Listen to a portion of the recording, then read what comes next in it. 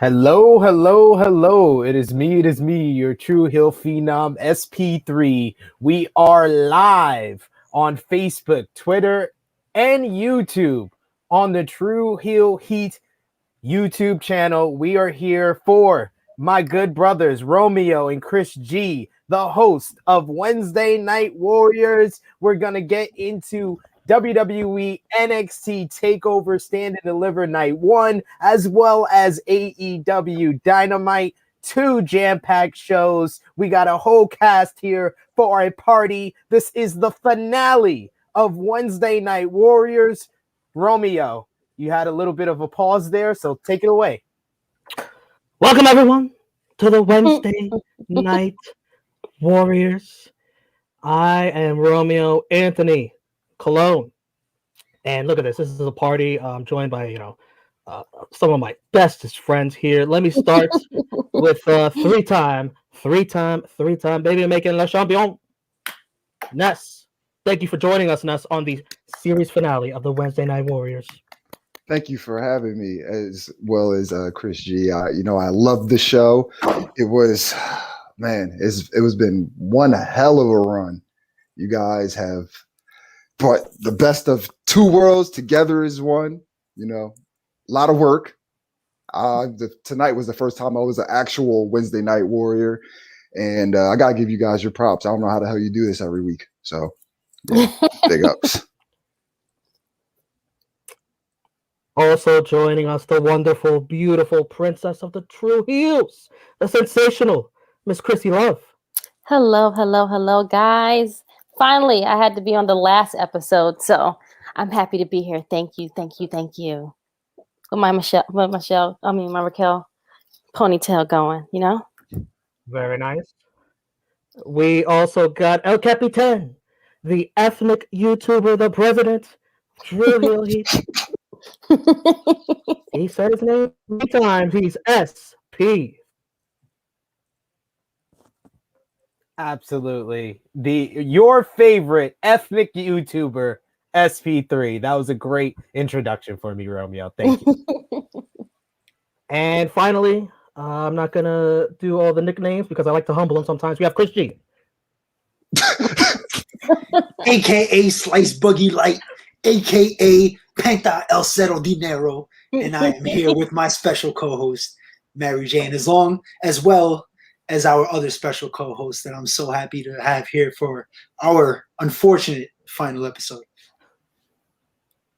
We are going to talk about the April 7th, 2021 editions of AEW Dynamite, WWE NXT TakeOver, Stand and Deliver, Night 1. But before we do, friendly reminder, wherever you're watching this video, give us a like, comment, let us know what you think, be a part of this chat, and give us a retweet, share, and if you're not already, subscribe to the True Heel Heat YouTube channel. Nice. I'm going to go back and forth with these shows because that's how I got to do it when I'm watching them at the same time. I don't organize my notes. They're just all over the place. So enjoy the ride, everyone. If you're here for one show and not the other, I don't know what to say. This is the Wednesday Night Warriors. We watch them both, so you just got to deal with it. I'll start with TakeOver. They had the larger crowd than usual, I noticed. They had the nice set, which reminded me of the Deadly Games. Remember that Survivor Series with the skull? Reminded me of that. And they started with Pete Dunne versus Kushida in a battle for the best technical wrestler on NXT. Pete Dunne wins with the bitter end. 70% of you on the True Heel Heat Instagram page correctly picked Pete Dunne to win.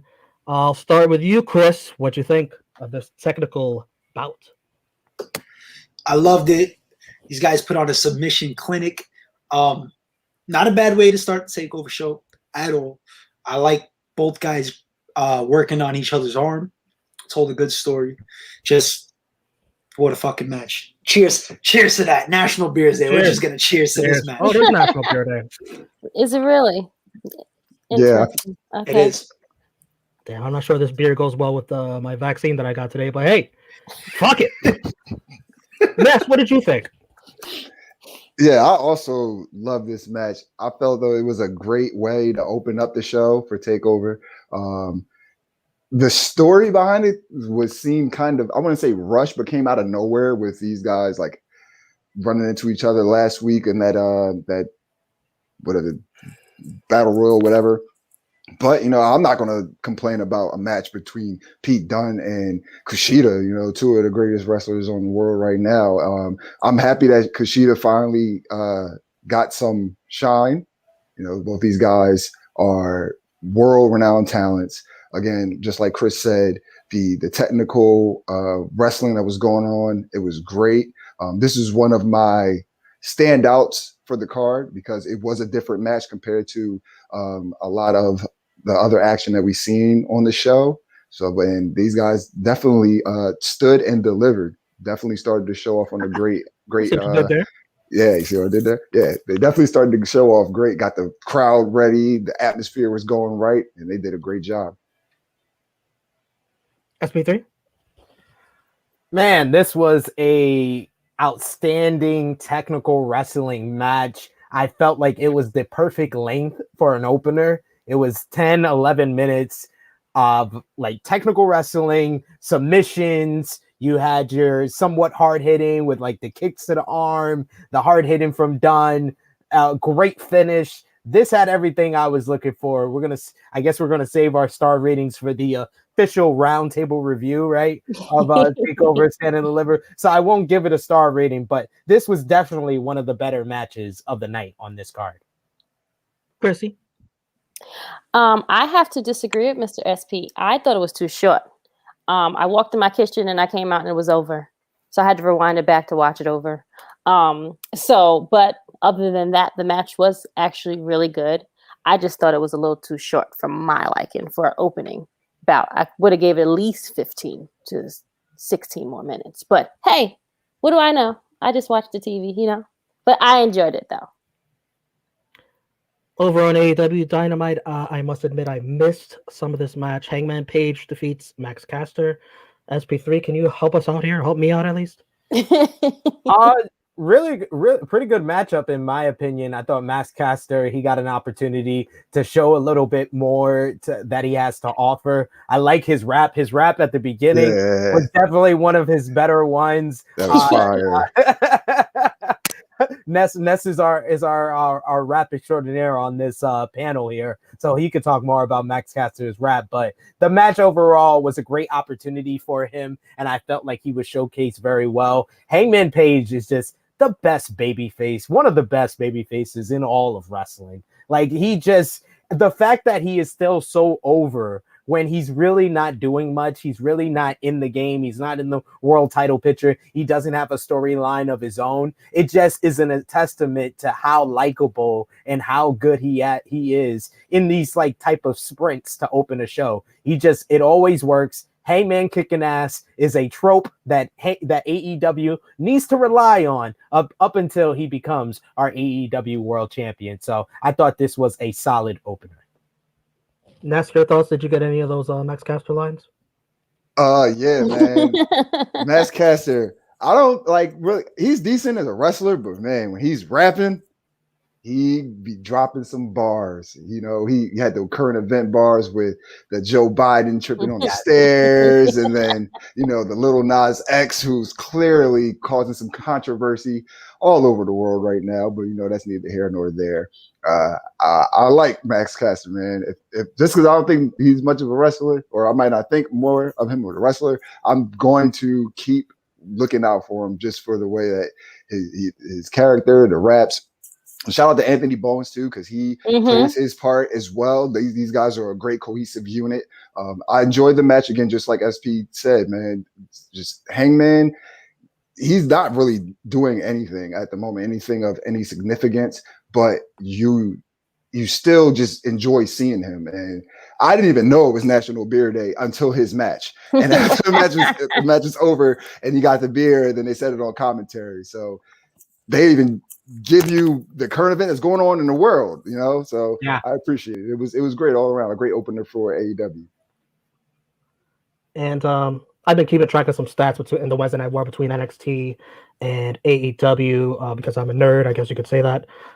Definitely, this is a good time to mention it here. I kept track of the alcohol counter how many times alcohol appeared on both shows, and AEW clearly won with Hangman Page 30 times versus NXT 6. Now this is just in the How time much that on we've been covering NXT? Wednesday Night Warriors, 30-6. So yeah, there's been plenty of shows before we started the Wednesday Night Warriors. AEW's way ahead. Chris, what'd you think of this match? Anything you want to say? You sometimes shit on Max Caster for his raps. I know you're not the biggest fan. What do you think, Chris? I think his bars hit today. They hit. I was almost a Max Caster fan until he tried the Shelton Benjamin spot and he botched it and he had to redo it. And then I was like, this is why I don't fucking like Max Caster. No, honestly, he's all right. It was a solid match. But I think if you replace Hangman with anybody else, it's not a good match. I don't think Max is ready to be that singles guy yet. I like him better as part of the tag team. But he's growing on me. I enjoyed the match, though.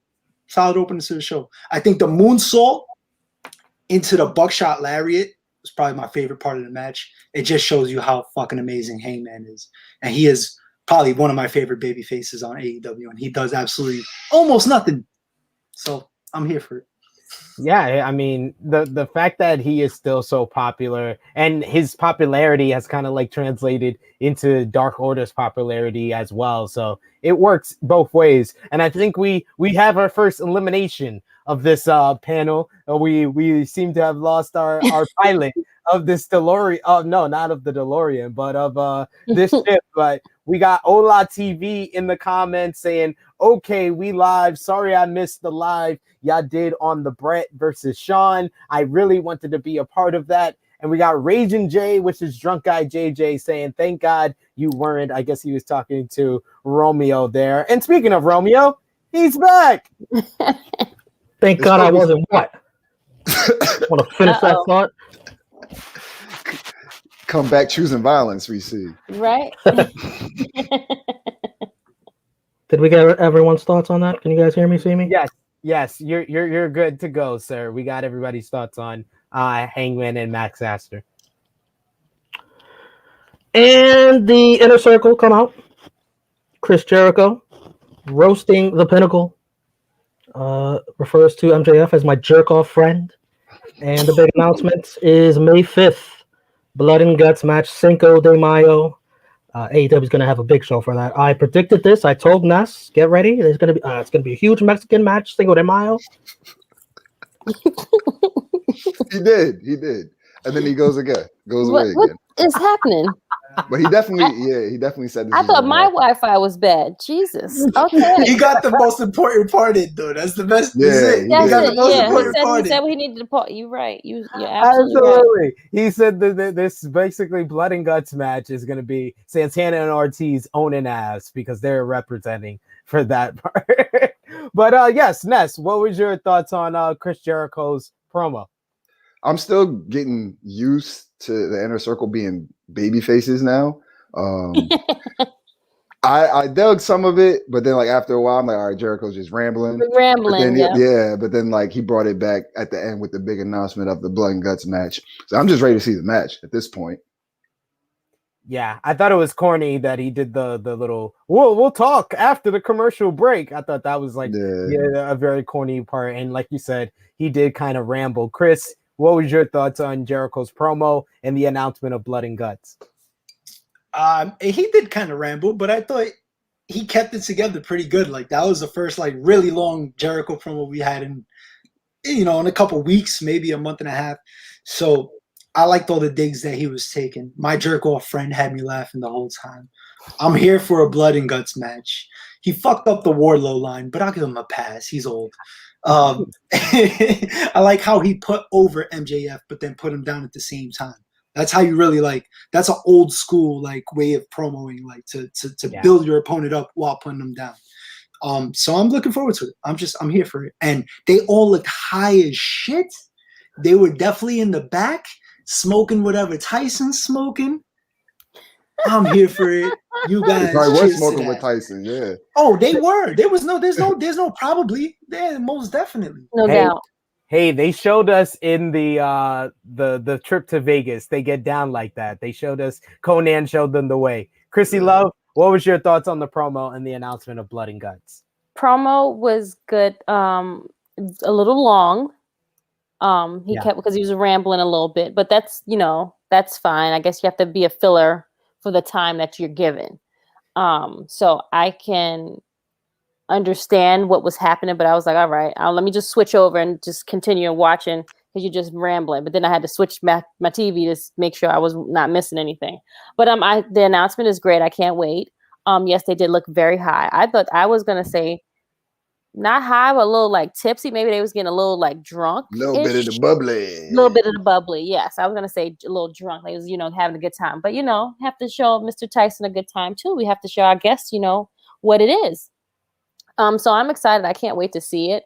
Like you said, Jericho can put someone over and still make them be an asshole at the same time. So let's have fun with it. Really, that's all I got on that part of it, to be honest. I thought that the Jericho promo it was okay. I thought there was a little bit too much shooting, brother. A little bit of a Russo touch to it. With the kind of the insults that he was sniping at the Pinnacle. I understand, you got to insult them because of MJF's promo that he cut insulting him, but there's a point and a line that you don't cross. And, comparing Tully Blanchard to Paul Roma was just criminally wrong. Like that is just insulting to everyone's intelligence and should never be uttered ever again. He messed up the Wardlow line, but he had a bunch of good lines in them. My jerk off friend and stuff like that. That was cool. So Jericho was all right here, and the announcement on Blood and Guts was a nice finale to his promo. And coming back once again, we got Romeo. He's here again. Guys, I switched computers. I should be good now. I am the Mr. Fixer. Like I could do it all. Absolutely. What was your thoughts on the Jericho promo, Romeo? You always have something to say about Chris Jericho. I thought this was good. Chris Jericho, he wasn't wrestling. He wasn't gassed. He was talking that shit. This is the Chris Jericho I love. Unless if he could be in a tag team, I thought it was a good job by Chris here. Everyone, good on that? Yep. Yes, sir. Let's talk about the Gauntlets Eliminator match on NXT TakeOver, which I thought was easy to watch because I could just listen to Chris Jericho instead of watching AEW, Watch the match and how it went. I had the rules all wrong. Maybe I was the only one, but I didn't know this. No, you wasn't. I was the same way. They spent all that time trying to explain the rules of the Battle Royal before this and then the match here. And then they explain it again before the match. And it's elimination and they're all coming out at intervals. Can I just interrupt you real quick and just say, like, anyone, if you have the Peacock Network and you watch the USA version of TakeOver, you don't make any sense. Like some of NXT in a war, or as they called it, going up against somebody, if you're trying to counter program them, they have the worst timing on commercial breaks. Like, it just always comes at the worst possible time. And even the picture-in-picture is not that great. So yeah, like I just got to say that. Like, I switched over to the Peacock Network for Ciampa and Walter, but I'm mad that I didn't do it earlier. Really? Yeah, because there was parts of the Eliminator that I missed because of commercials and stuff. So got it. Hey. Jeez. And even a 10 and a half minute Kushida and Pete Dunne, like they couldn't even give us that. They couldn't even just go every week opening match. Like, AEW every week gives us the 15-minute opener, no break. Like, why can't NXT give us 10 minutes of a match? I told you the match was too short. No, it wasn't short. It was the perfect timing. It's just the commercial shouldn't be in it. Okay. This match, Reed and Swerve were the final two. Reed wins with a tsunami after a decent back and forth between the two. Plenty of leg slaps from Swerve Scott. I love Swerve when he slammed Reed brutally on the apron. That was sick. Yeah. And to me, this match was much better than expected. First of all, because I didn't know the proper rules, probably. But And Bronson Reed will face Johnny Gargano for the North American Championship tomorrow night, night 2. And I think that's interesting because it's not Dexter Lumis and Johnny Gargano. We'll get into that. Sorry, Chrissy. Chrissy, what do you think of this? Oh, yeah. I didn't understand what was happening with the gauntlet match because I'm like, what are all these rules and like what's happening? But whatever. I didn't think that he was going to win. I actually thought they were going to give it to Mr. LA Knight or whatever his name is. Or my boo Dexter Lumis. But I guess we'll see what happens tomorrow. I mean, it's not exciting. I'm not excited about the match, so whatever. Gauntlet was cool. Again, I was very confused, but I was still watching AEW, so that's why I was like back and forth trying to figure out that's probably why I didn't understand the rules because I kind of missed most of them. Anywho, but the Gauntlet had a bunch of like good spots, I want to say, that were really cool to make the match good. I thought it was a bit longer than it should have been, but I guess that's because it was a Gauntlet match. We had like 8 guys or whatever, so that's pretty much why it was that long. But other than that, I think it was solid for those guys. Shout out to all of them that was able to partake in it because, you know, you could be sitting in catering. Very true. We all just had the same.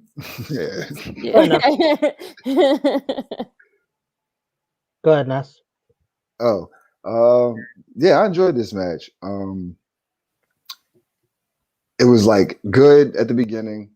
I think like around once it got like hit like 4 guys, it kind of slowed down, and I got somewhat taken out of it. But then when it back to the triple threat, it turned back up again for me. It was definitely some crazy spots. I think it was like a suplex spot.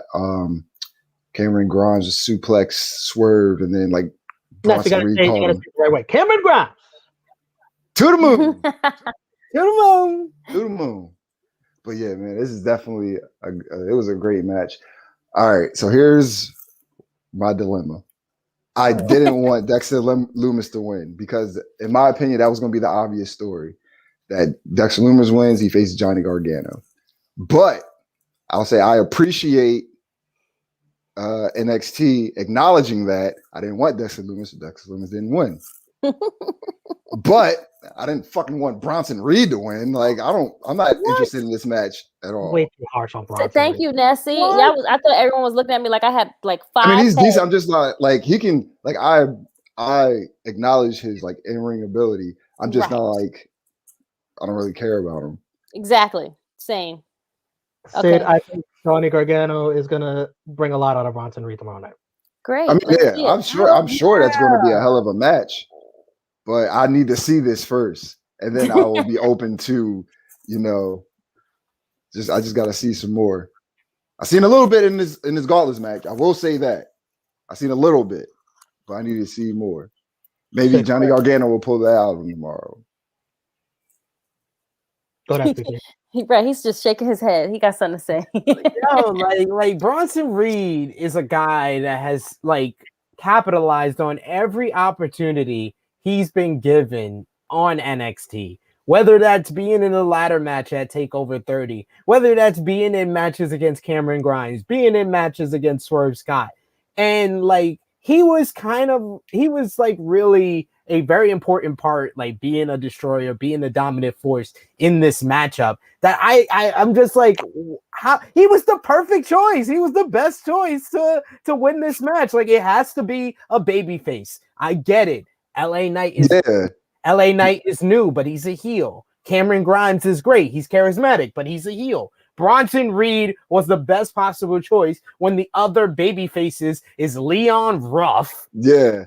I will agree. I agree with you with that. I agree with you with that. Like what are we complaining about? Like, yes, NXT has not done a good job at all making us interested in Bronson Reed. But has Bronson Reed performed to the best of his abilities with every opportunity he's been given? Yes. So we should be happy that he's getting a bigger chance and he's going against one of the greatest performers in NXT TakeOver history. And they're going to probably have a banger tomorrow night. And it adds another good to great match on that TakeOver card for night 2 that really it was coming down to just the cruiserweight ladder match and O'Reilly and Cole were the matches to watch. And now there's three matches in my opinion. So I really enjoyed this match. I thought it was a lot of fun to watch. Everybody got a chance to shine. LA Knight worked his ass off. That was probably the hardest I ever seen him work. Even from his time in Impact Wrestling to now, he seemed very motivated.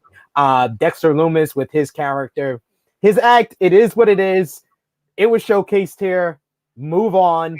He's gonna feud with LA Knight. I'm cool with that. Keep him away from any titles. That's all I gotta say. Oh, wow. Cameron Grimes was fantastic as a character. Him paying off Swerve Scott to help him and then turning around and Swerve Scott being the one to eliminate him, which is great storytelling. That's just Cameron Grimes. And Swerve Scott was the glue of this match. Leon Ruff played his role well in the beginning of the match, but really Swerve Scott starting off the match and then being there until the end really was the highlight in my opinion. And like Ness said, the match really went up a notch when it came down to the three competitors. So I had a lot of fun watching this one. Chris, your thoughts?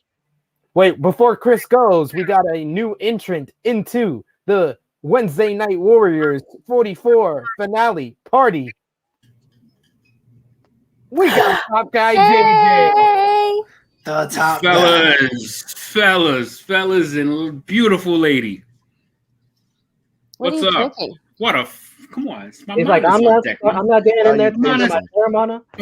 Amana's been on deck since like 8 o'clock. It's National Beer Day, bro. We're not drinking Terramana today. True. But if I had Terramana, I would drink it over beer. I'm not gonna. What's wrong with this guy? What's wrong with this guy? Top Guy, were you listening along? I was hearing. I couldn't believe I jumped into the backstage area, literally agreeing with every word SP was saying. I couldn't believe that. That was like, oh my god, this is a rare moment in True Heel Heat. But he's spot on. I love the Brunson. I first of all, I love the fact that bum ass Dexter Lumis didn't win. Wow. Yeah, y'all already know how I feel about that. I'm sorry, boo boo. Dexter Lumis is whack. Look, but Brunson Reed, I was like, you know what? I'll take the L in a very happy way here. I'll take it in a very happy way because that was sometimes they did the booking was pretty good there. Like I liked it. It was a good choice. It was a good choice. The best baby face that you can get to face Johnny Gargano tomorrow. Because we do not want to see another Leon Ruff match. With that, he got the Swerve Scott beef, so let him handle that. Let him build himself back up. And Lord, we all I hope. I guess there's 5 of us probably in agreement on Dexter Lumis, but I'm just saying. And Chris, your turn. That Cuckoo Bananas William Regal has stacked the odds up against Johnny Gargano. Johnny Gargano only has one day to prepare for Bronson Reed. This is ridiculous, right? The rent is gonna give. It's a fucking travesty. Yeah. But I'm just happy Dexter Lumis didn't win. That's all I'm saying. But Bronson Reed, I have like mixed feelings about him because just to piggyback off of what Ness and Sid said, he's good. I enjoy what he does, but I'm like not really invested in him. If I had to choose any of these guys, I probably would have chose Swerve just because that's what I prefer. True. I think out of everybody in that group that could have put on the best match with Johnny Gargano, I think Swerve would have been the guy. But that's just nitpicking. I enjoyed the match. I'm not mad at the decision. And yeah, I'm kind of low key looking forward to the match. And shout out to Swerve. He worked his ass off in this match. Swerve was definitely the most impressive. Brunson earned it. I think Swerve was he was the guy that was highlighted. He was the guy that showed out the most in this match. So I'm happy either way. Who worked the most? And because I didn't see this match coming tomorrow, I'll ask all of you, thumbs up or thumbs down. Will Johnny Gargano walk out still North American champion? What is that thumbs in the middle? Thumbs down. Oh, 2 of you think Bronson Reed it's his time. Again, I wouldn't be mad to be wrong because Bronson Reed has done everything that NXT is asking him to do. Yeah. Like he's done everything. He's done everything. Dude was a monster on the rise and literally jobbed in like 3 minutes to carry and cross to make him look good. He's done everything he's done everything he's been asked to. And yeah, he ain't a 5-star deliverer, but damn, let the big man shine. Let the big man shine. Let him get his spot in the moment. Let him get his moment in the spotlight. Let's see what he does with it. And then it's obviously against one of the best in the business that will make him look great tomorrow. Exactly. And I just can't see Johnny Gargano winning convincingly. Like, this is not the type of guy. Like, Kushida was one thing, but he can't look strong in like Johnny takeover of old against Bronson Reed. It just feels like the time for Bronson to take the title. You guys ever go to work and you just have this co-worker who says, man, he's like the best worker there, but all he ever does is just show up and talk? That's what Christian Cage was on AEW Dynamite. He's talking. He's out talking everyone. Taz comes to talk to him. He sends an invitation to join Team Taz. What do you guys think of this little angle they're doing here? Sid? I think it's excellent timing, and I'm not going to respond to your statement because it doesn't deserve a response. But I thought that this was a great choice to do this because you got the Team Taz angle going on with Brian Cage teasing a turn, so you inject Christian in there, and he can kind of be the catalyst to bring Brian Cage fully onto the good side. So, and I would love to see Christian versus Brian Cage. I'd love to see Christian versus Ricky Starks, Christian versus Powerhouse Hobbs. I am all for this. This is something that they can, have the reels turn in for a couple of months or just a couple of weeks until we get to Double or Nothing, or we could make this the Double or Nothing match. Maybe we get one of those singles matches I just named, or maybe we get Christian and Brian Cage versus Ricky Starks and Powerhouse Hobbs at Double or Nothing. There's a lot of angles they can go here, but it's something good to kind of get Christian going in AEW and give him an actual story. Anybody else want to add anything to that? Give us a reason to like that Christian went over to AEW. So give us a reason to be invested in his whole transition over there. So this little storyline may be the one that helps it or pushes it, because other than now, it's like you're wasting your time over there, bro. I'm just glad he didn't get shot right into the title picture immediately. I'm just glad that is going to be put on the back burner to at least probably All Out, hopefully, because now he's got a few months to establish something and get a rapport with this AEW guys, because grabbing the AEW championship basically on your second night with the company was like, whoa. Something breaks. Hold on. You got like 20 other dudes that's ahead of you right now. Hold on. Sound like Britt Baker. Pump it. First, you need to prove yourself. And second, you need to stay healthy. So you need those factors there. So the fact that you had a decent match with Frankie last week, all right, and you survived it, because that was probably the most he's been hit in like 15 years. So seven. Because his WWE matches he took a Spanish fly. Come on. That's what I'm saying. Like his E matches were kind of, especially at the tail end, it was kind of very soft, man. So he had some good matches with the Miz that's how good Christian is. That's how good Christian is. He had good matches with the Miz. Props to Christian. I'm just glad that he's not getting thrusted right into the title picture and getting another form of WWE guy thrown right in our face, like immediately. Give him something to work for. SB3, wait till you see what Bad Bunny brings out of the Miz. Wait. You mean our ethnic celebrity chief? Oh, Ali. Cheers to that. Bad Bunny. Love it. Now. Estoy MVP. Yep. Out of control. Jurassic Express. Oh my God, that's so amazing. Country. 70% of you picked Jurassic Express to win. Would you guys like to talk about this match, or would you like to talk about the movie that sponsored it, Kong vs. Godzilla? You guys want to talk about that instead? I want to talk about both. I Why want to is talk about the 23% that smoked and thought Bear Country was going to win. Oh yeah, that was stupid. But Ness, go ahead. You can continue. Why is it the Godzilla vs Kong when bears aren't gorillas? Like it's Bear Country. They're not the. I can see if they're like a monkey group, and I don't want to say it like that because it sounds racist. Jesus. I didn't want to say it like that. Aren't bears mammals? Yeah, they should have said like the mammal or something. Yeah. But other than that, the match was Bears are decent. mammals, It was a yes. couple mishaps in the match, but it was overall decent. I like Bear Country. It's starting to grow on me. Did you guys notice the "I want to cuddle Bear Country" sign in the crowd? No. No. They can get a bear hug. They can get a bear hug. I did, and it was very awkward. I'd say. No. I'd No. say so. I thought it was an okay match. It was just decent. I don't think it really stood out that much. I think it was just there to advertise King Kong versus Godzilla, and that's okay. You need to do stuff like that sometimes. But I think Bear Country looked good for their first appearance on Dynamite. Any thoughts on the QT Marshall promo with his No. faction?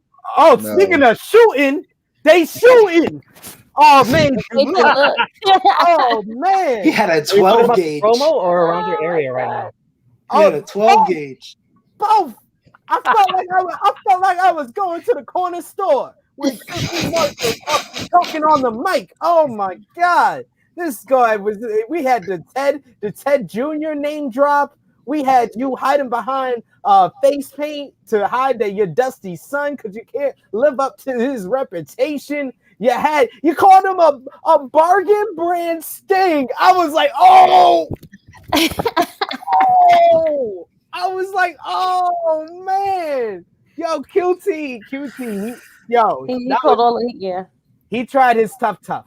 He tried to come off tough, and he came close. He came close.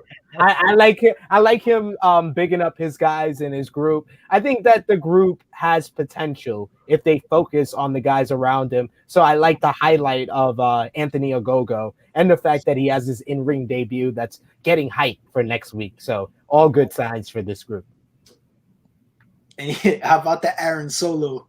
Word. This is Aaron Solo. Yeah. He says he's not going to be known as somebody's ex-boyfriend or somebody's boyfriend. Exactly. Now he's just going to be known as somebody's ex-boyfriend. Yeah. Oh, Well, let's jump over to TakeOver and talk about Thank you. Ciampa versus Walter for the Thank you. United Kingdom Championship. wow. Tell him why you're mad, son. Top guy, start us off. What'd you think of this? All right, so this was one of the matches I was looking forward to most the entire weekend, like the entire week here. Like this, it gave me everything I wanted in a match. Like it delivered. I love the fact that Ciampa got rid of the whole dad look. I was gonna say that. Yes. Happy. I'm so happy that he brought back a piece of the Psycho Killer. Like I loved it. Like it was a sight for good eyes to see and to actually enjoy. Knowing that he wasn't going to win this match, but he fucking delivered, dude. Like he put on a hell of a effort against Walter, and just get him a chest X-ray. You know, he needs a chest X-ray after this match. Just make sure the lungs and make sure everything is in place because I don't even want to take a Walter chop if that shit gave me a contract like that. He's an animal, dude. Like Walter is a fucking animal, and I have nothing but praise for this match. Like it did everything it was supposed to do. Like it made Ciampa look great. It kept the reign of Walter very, very strong. It gave a lot of headway and a lot more attention to his 2-year reign. He's 2 years now as UK champion. So I have nothing but good things to say about this match. I fucking loved it from start to finish. So if anything was happening during AEW during that segment, I probably wasn't paying much attention to it. Chrissy, I think Kong and Godzilla should have sponsored this match. Definitely. Dude, fire, just It would have been fire. because you wouldn't have been disappointed. So I am so happy that Ciampa got his STEMI money and got himself a haircut. Because he looked. Ciampa got the stimmy. Ciampa got the stimmy. Because I mean, talk to me nice. Exactly. Sleepy Joe gave him the money. He got the money, and now he got the hair done. So I mean, why else was he looking like trash for these last couple of weeks? Because he ain't had no money. Duh. Come on, guys, get it together. Anyway. So you saying them NXT cats is Brooke? Yeah. NXT There you cats go. is Brooke. Hey, Brooke. Oh, she might have a point there. I do. I do. I enjoyed this match very, very. One of the matches of the night for myself. Mm-hmm. Definitely did not disappoint whatsoever from beginning to end. The story that was told, even though we knew coming into this, Ciampa was going to lose, but he's going to perform his ass off, and that's what he did. And he looked amazing, so good. Yeah, I don't want to get hit by Volta, even though he looks like he got a dad bob too, with that gut hanging over his tights. However, he looked like he's gonna kick the shit out of somebody, but that's okay. But that handprint will have you talking different. That too. Anywho, I think I thoroughly enjoyed this. Yeah, like JJ, whatever was on the TV at that time, I was very invested in just Volta and Ciampa. Ness? Yeah, man, this match was amazing, honestly. It stood out. This is another match that I think stood out on the card where everything was like high fast, high octane, fast paced action. This was just like a slow down, drag out fight. Like these guys didn't show up to wrestle. These guys showed up to fight. And that's exactly what they did. And I don't want to take, if I take a chop from Walter, I'm going to disintegrate. Get that Thanos dust. Just like that. No, never. But yeah, I love how Ciampa showed up. You knew he wasn't going to win, but there was times in the match where you're like, shit, he might just fucking win this. And like, there's nothing more I could ask for in the match. It was great. And probably one of my matches of the night. Facts.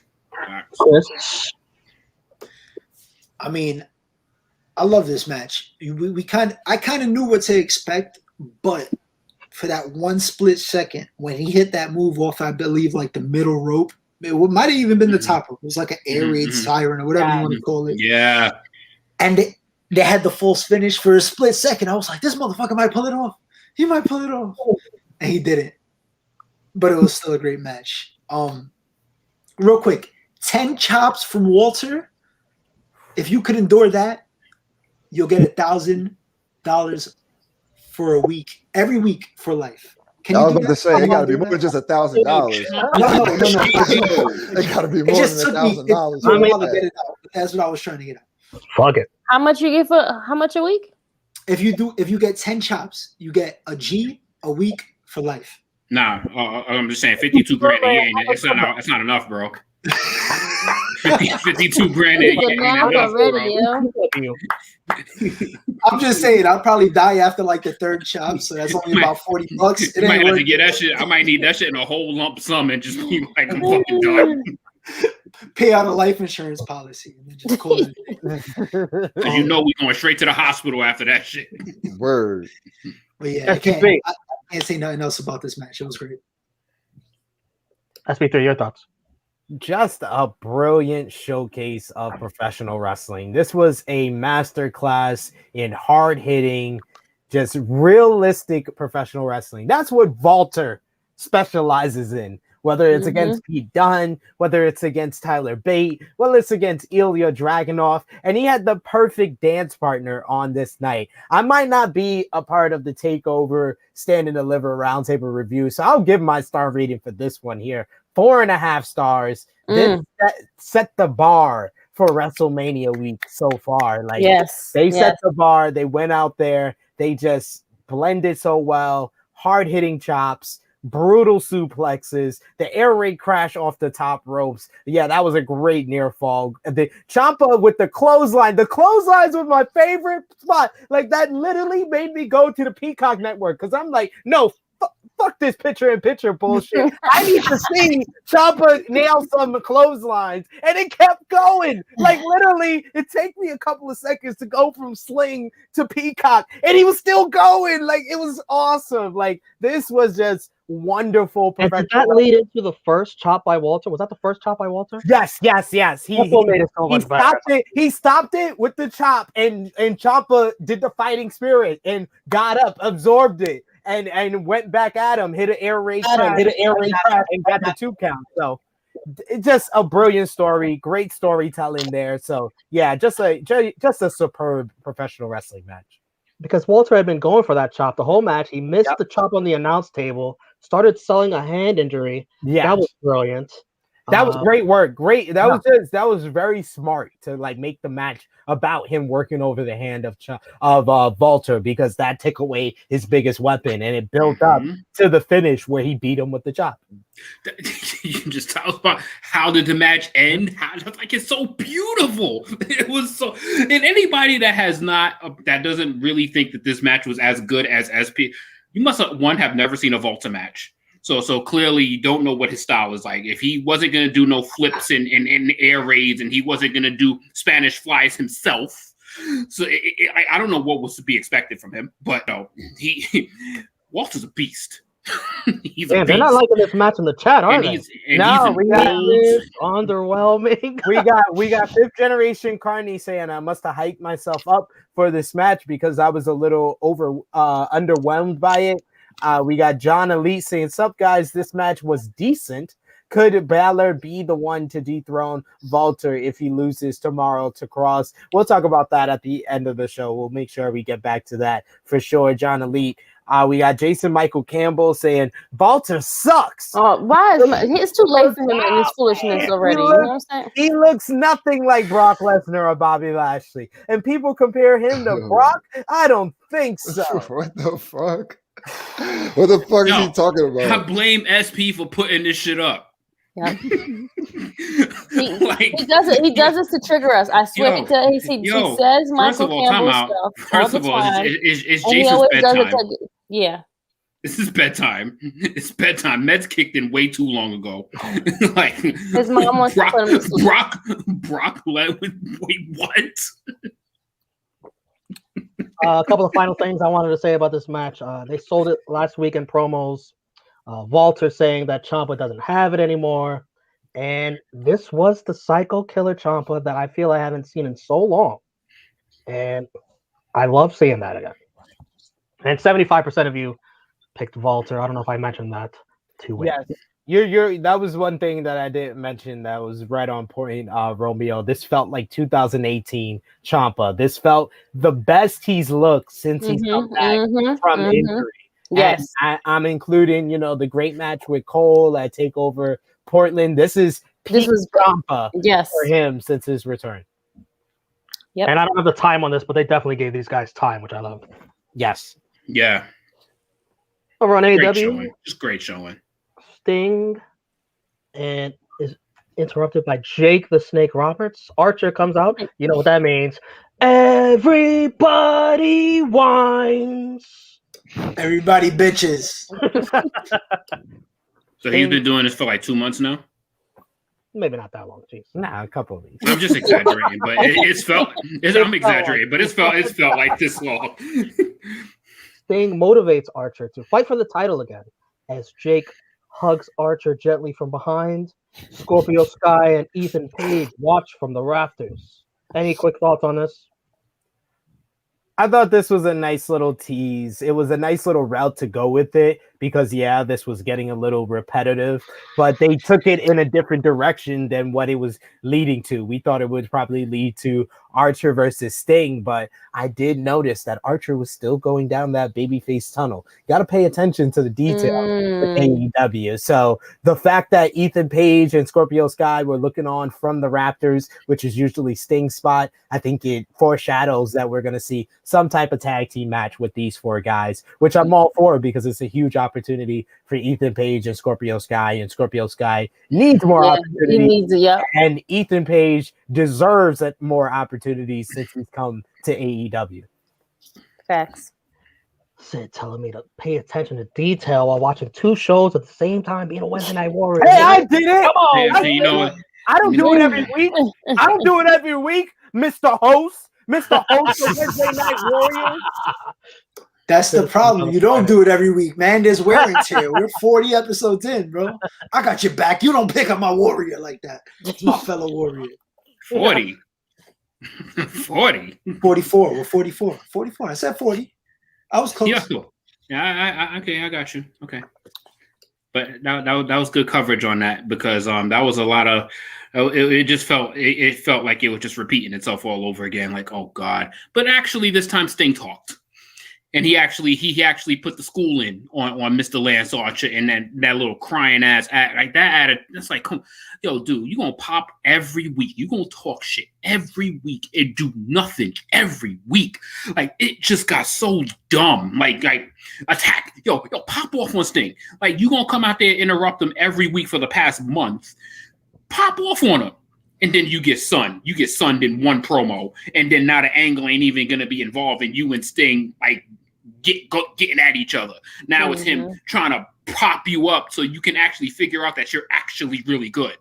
Like, yo, figure yourself out, son. Figure yourself out, son. Because Jake ain't doing it for you right now, man. Jake is losing his way. Jake been lost his way. Fifth Generation Carney said Jake saying that Darby looked like a gerbil popped me. I mistaken him. I thought he's called Darby a Jew.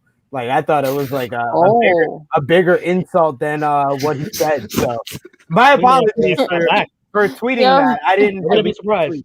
I didn't delete the tweet either. I just went for it. I wouldn't be surprised because of how Tony Schiavone reacted to what he said. And then we got John Elite says Walter versus Ciampa was 16 minutes 59 seconds long, so about 17 minutes. Thank you, John. Fantastic reporting. Thank you. Nice.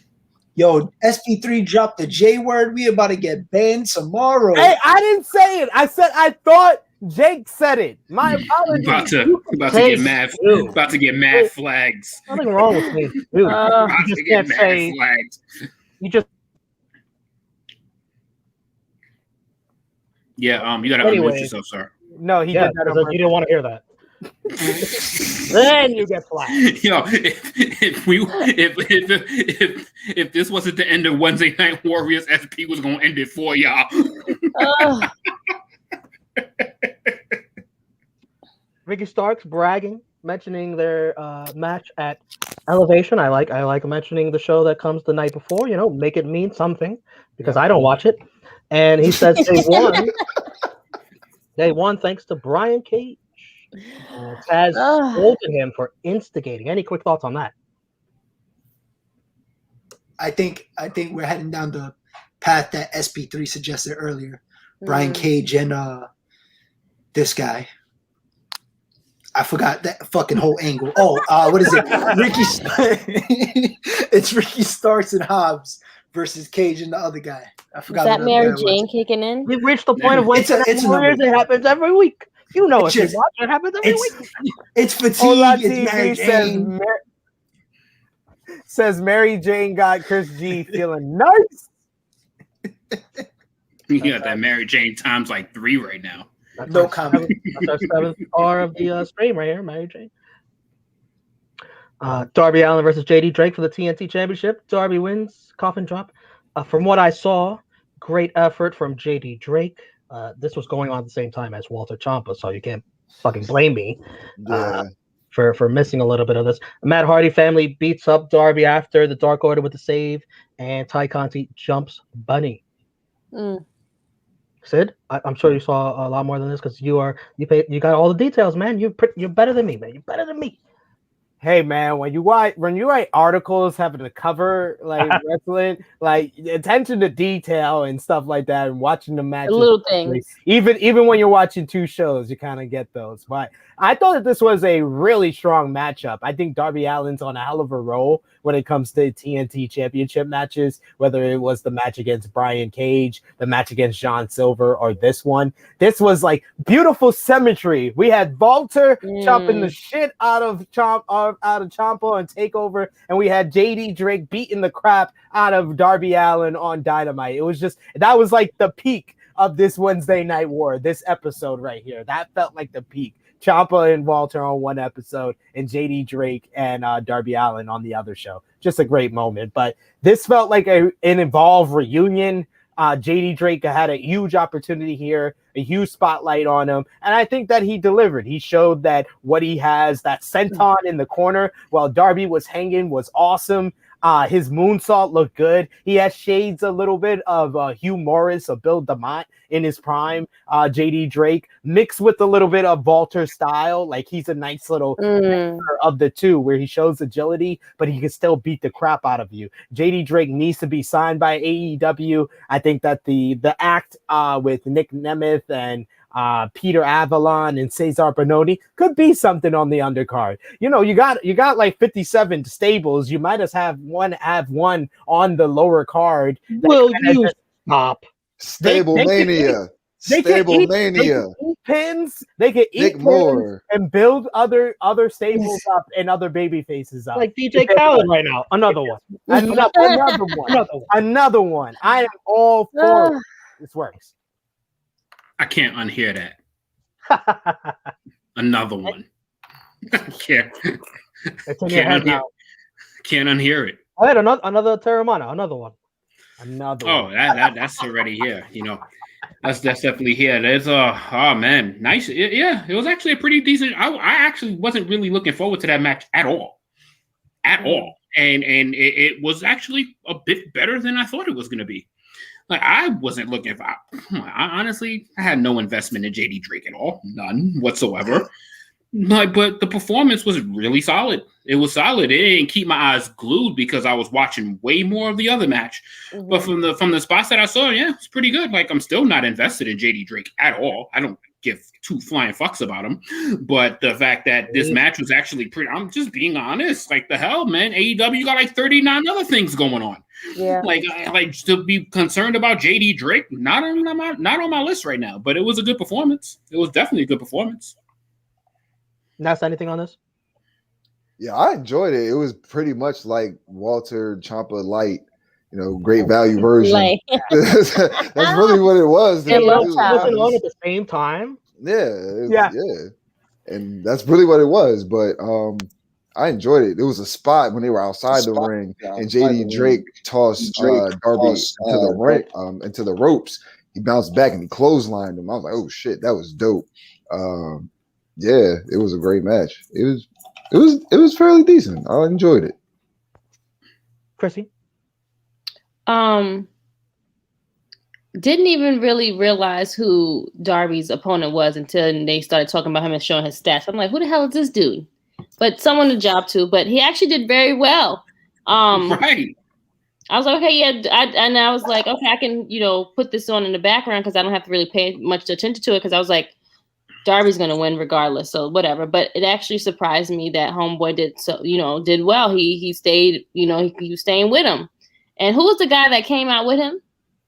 That was Nick. Was that Nick Nemeth? I think that's his name, right? Nick Nemeth. You couldn't even remember the damn name. No. I always get. I don't know. I think I'm saying his brother's name, but. Okay. You're saying Ziggler's name. Yeah, I'm saying somebody in the comments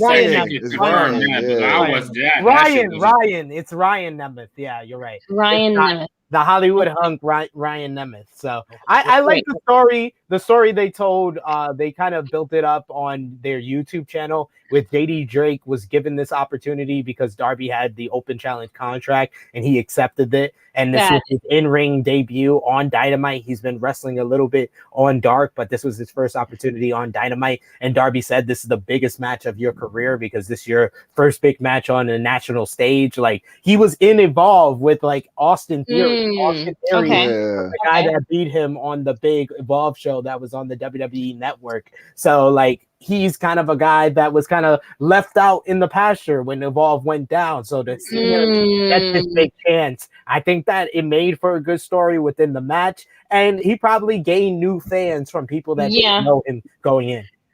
I was like, look at this jobber doing so well. I was like, this is amazing. Like, Jesus. We I was like, no. I was like, you're supposed to job, so you're supposed to like get your ass, just like lose. But Well, he lose. disrespect. He lost like with fighting. Like he fought his way. He didn't give up. If that makes sense, he did well. We know with AEW they don't do like the jobber matches that often. Like you had the Allen Angels got like 50% of the offense on Kenny Omega. Like and people thought Omega was dead, mind you, when that happened. So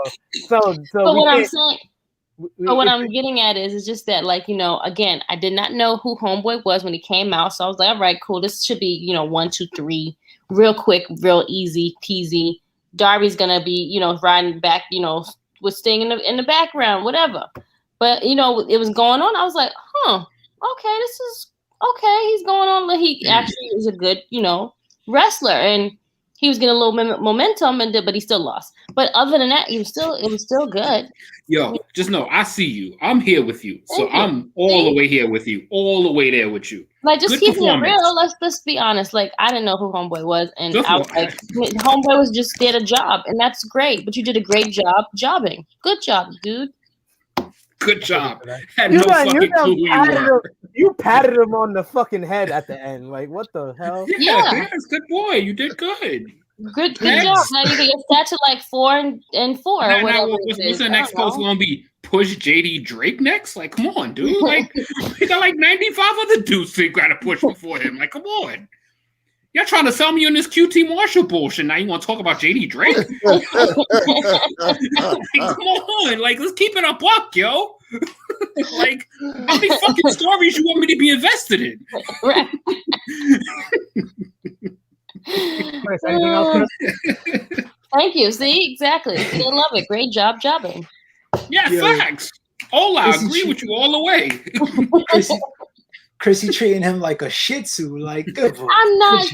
No, she's not. He overperformed, and that's a great thing. Bro, Exactly. No transition. Can I go into the next thing? It's a smooth transition. Please. Because the dog is on the loose again. He just said Shih Tzu. The dog is on the loose again. All around the NXT, PWC. I had to, Chris. I had to. And Taya Valkyrie debuts next week, but not as Taya Valkyrie. Frankie Monet. Yes. What? Yeah, it's the name change. Who? Frankie Monet. Fuck me. You know what?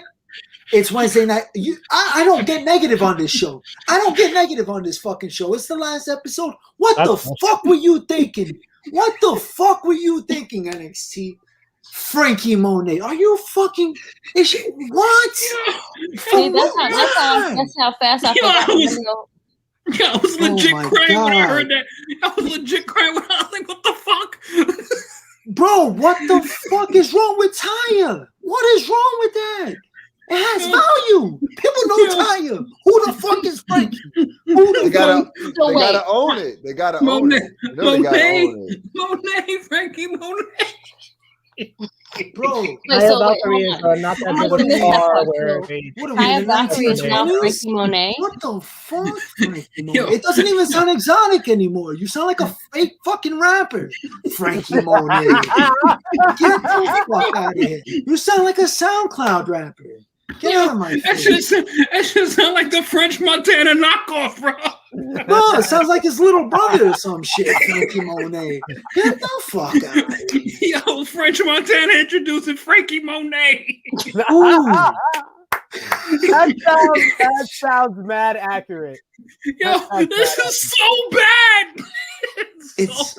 So wait, so does Impact own that name? I'm confused now. Well, we got John and Lee in the comments saying why the name change. Didn't she trademark her name? I think that she did trademark her name, and that's why probably not using it. Yeah, exactly. They could have came up with something better. They have to. Can they? Can they come up with something better? No, they have never proven better than Frankie Monet. We are talking about the WWE, bro. You got to be a big star to let them keep your name like that. Yeah, let's be honest. Taya Valkyrie is not a big star. Yo, Frankie Monet, bro, I'm done. I don't know why there was a need to interview Chris Jericho backstage again, but the Pinnacle jumps him during it. and the inner circle's locked in their locker room. They try to break it open. Mike Tyson saves Chris Jericho and just has it out. Mike Tyson is my boy from Brooklyn. We're both from Brooklyn, so he hates Shawn Spears too. And he's coming after Shawn Spears. I was waiting for this. I was waiting for this part of the show. Go ahead, continue. Tyson's beating up Shawn Spears so much he almost falls out of the ring. Yeah. The inner circle finally break loose. They back up Mike Tyson. Tyson and Jericho shake hands, burying the hatchets. And Spears, my only regret is that Shawn Spears, he should have took a legit punch. He should have took a legit knockout punch. He would have gained some respect for me, but instead I got to drop him out again. It's all about getting respect from the guy that drops him out. Some real asshole comments right there. Take a legit punch. Like, y'all know who the fuck Mike Tyson is? Talking about take a legit. Yeah, first of all, do you want Shawn Spears to have a career? No, they don't. That's why they said it. Do you want him to have a life? He'll never be Shawn Michaels. Didn't Shawn Michaels retire for 4 years after taking a punch from Tyson? That was because of his back, not because No. But of course you're gonna take a punch from Mike Tyson if you're gonna be retired afterwards. What the hell? And then he found the Lord. You had unlimited time to heal after that punch. Yeah. Do you expect him back on Dynamite in a week or two if he's gonna take? Did Chris Jericho take a punch too? Oh no! Oh, that was from He did on Monday Night Raw. From Mike Tyson too? Yeah. And Mickey Rourke. Man, this guy, Chris Jericho. That's the gold standard right there. Absolutely, Jericho is. So don't tell me Shawn Michaels. Any other thoughts on this segment? I thought it was cool. It was a nice little moment. You had, the whole pull apart brawl last year with Jericho and Tyson. So it was funny for Tyson to come out, make the save for him. Him brawling the little punches on Shawn Spears was a nice moment. It would probably get replayed on TMZ or something like that. So it's all, and Tyson looked phenomenal. Oh my God, this guy is in great shape for being a 50-plus-year-old boxer. He's a boxing 55. Oh my God. I said 50 plus, so yeah, 55. Yeah. Give him all the credit in the world. I hope I can look that good when I'm 55 years old. So all the credit to Mike Tyson. The inner circle looked great there. This kind of solidifies them as baby faces now that they're aligned with someone they were against before. So it's a cool moment. And now that set up the match for next week. Chris Jericho versus Dax Harwood with Mike Tyson as your special guest enforcer. I knew this was going to be Romeo's favorite part of the show. As soon as I seen Shawn Spears getting beat the fuck up by Mike Tyson, I know it. I know Romeo likes this part of Dynamite. Earn your spot. Earn your spot. He's the guy that gets beat up every week, and you know what? Maybe I'll accept you being in this group in the faux horseman. FEAUX. Another word of saying fake horseman. Faux. Okay. What comment is this? Let me read this guy. They got Jason Michael Campbell saying Tyson older than Jericho and Tyson in much better shape, of course. Jericho don't care anymore as he's getting older. Oh my goodness. So, yeah. It's not that bad, boy. Hey, at least he's active. Yeah. Back to NXT TakeOver, triple threat for the NXT Tag Team titles. MSK, GYV, Legado del Fantasma. This was a car crash. Fast pace, intense. GYV took out Legado with a doomsday device on the outside, and it came down to MSK and GYV as it should. And wow, I'm a little shocked. MSK wins it clean, and that's their moment. I thought they would hold off on that for a little bit, but cool moment at the end. MSK winning. They are the new tag team champions. And that's what you think. I fucking love this match. This was another favorite match of mine on the card. I chose MSK to win. I really don't tune into NXT like that, but I know they won the men's Dusty Classic. Yes. Yeah, so I felt as though they were the perfect choice for this, man, just everybody's performance in this match, even Phantasma, Delegado, whatever the fuck their name is. See? Legado I do the same thing. This is the show where Ness's weed starts kicking in. It's a little I like those guys, but yeah, definitely Grizzled Young Vets. I love how they were working on. I don't know his name now. I just know him as Desmond Xavier. Desmond Xavier. I don't know what his name. What is it now? Like Lee Carter. Desmond Xavier is Wesley. Wesley. All right, so they were working on Wesley's hand. I like that part of the match because that shows some psychology to the already madness that was going on in the ring just from the high, fast-paced action. Then I chose MSK to win, and they did. So it was a great match. Chris. Car crash, man. I loved every fucking marijuana smoking kids. Oh yeah. I mean, it's just I kind of wanted Grizzled Young Vets to win because I think they deserved it a little bit more. But MSK also deserves it because they're good and they fucking smoke marijuana. So they get my approval off the get. That's how you really feel. Oh, God. Honestly, I think in this match, I think Legado kind of looked the best. They kind of showed some sick spots, and I was like, damn. So a little part of me towards the end kind of wanted them to win, but I loved every second of this match. Can't go wrong with the winners, honestly. It could have went either way. All three tag teams are good. Yeah. My opinion, I really think since night 2 was built up to be the superior night, I would have popped off night 2 with this match. Yes. Just to set the tone. Yep. Yeah. Stick to the formula. The tag team matches on TakeOver, it's the formula to produce a fucking epic TakeOver. Mm-hmm. So in my opinion, I would have saved this for night 2 to open. But either way, great match. Mm-hmm. SP3? I think that's a great thought by Chris. Night 1, if this would have opened night 2 a little bit more time, it would have been a much better match. I expected Romeo to, bash this match for it being a car crash, but he seemed to enjoy it. Oh, I wonder why. But anyway, I thought it was a pretty good matchup. I just felt like it should have been a little bit longer. It could have highlighted Grizzled Young Veterans a little bit more before they took the loss. I felt like Legado del Fantasma definitely looked great, and they looked better than Grizzled Young Veterans in defeat. MSK getting the win was huge for them, and it makes sense because it seemed like that was the road they were going on, that MSK was going to defeat Birch and Lorgan for the NXT Tag Team Champions following their win of the Dusty Cup. I thought the Grizzled Young Veterans should win here to set up, MSK on the chase, because I feel like they're better in a chase role. But if you're going to give them the tag team titles after Impact Wrestling wasted 3 fucking years of these kids' lives not giving them the Impact Tag Team titles, I am very happy. I'm happy that MSK are a new NXT Tag Team Champion. SB3, I did mention it was a car crash.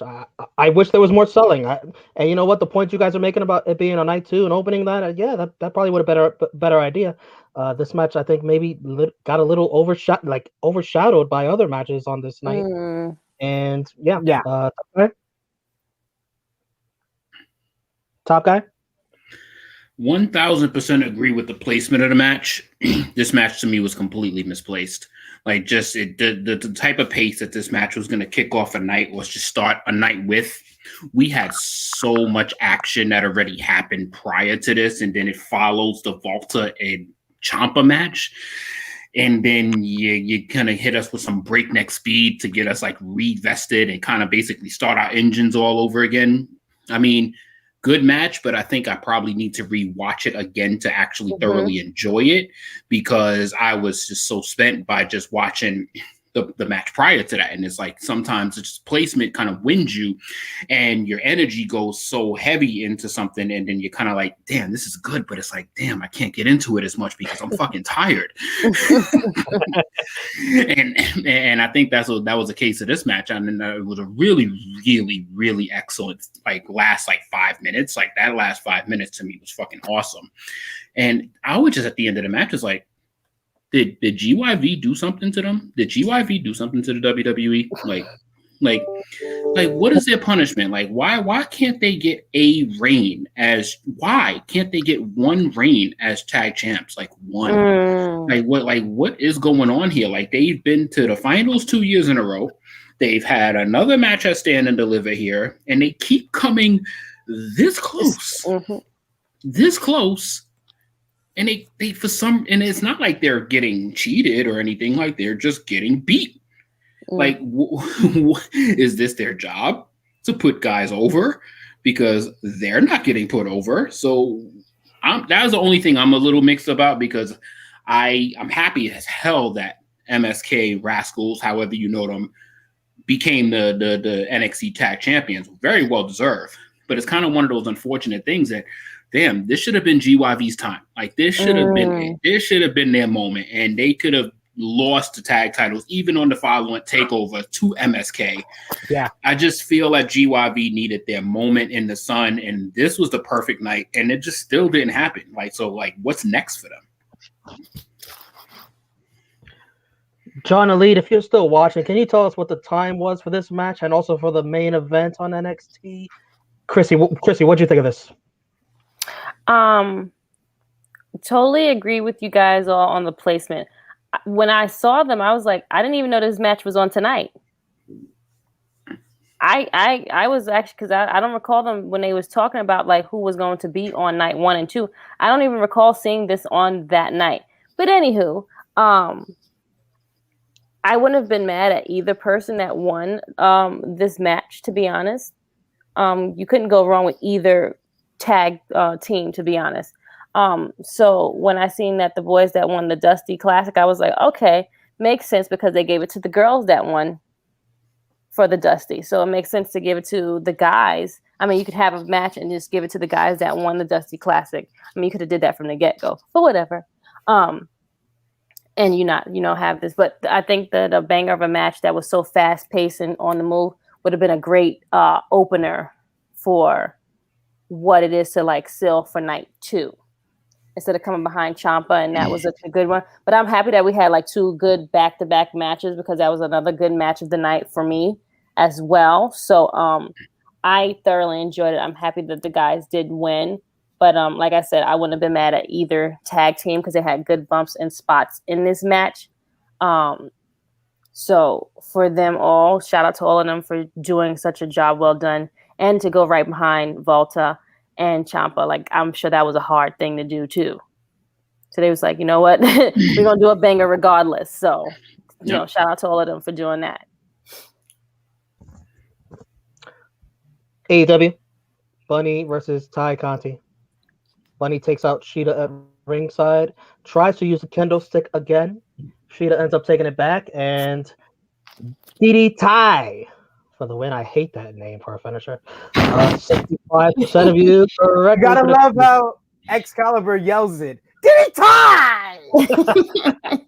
No, SP3, don't try to win me over. No. Any thoughts on this match from anyone? Yeah, no, -1, man.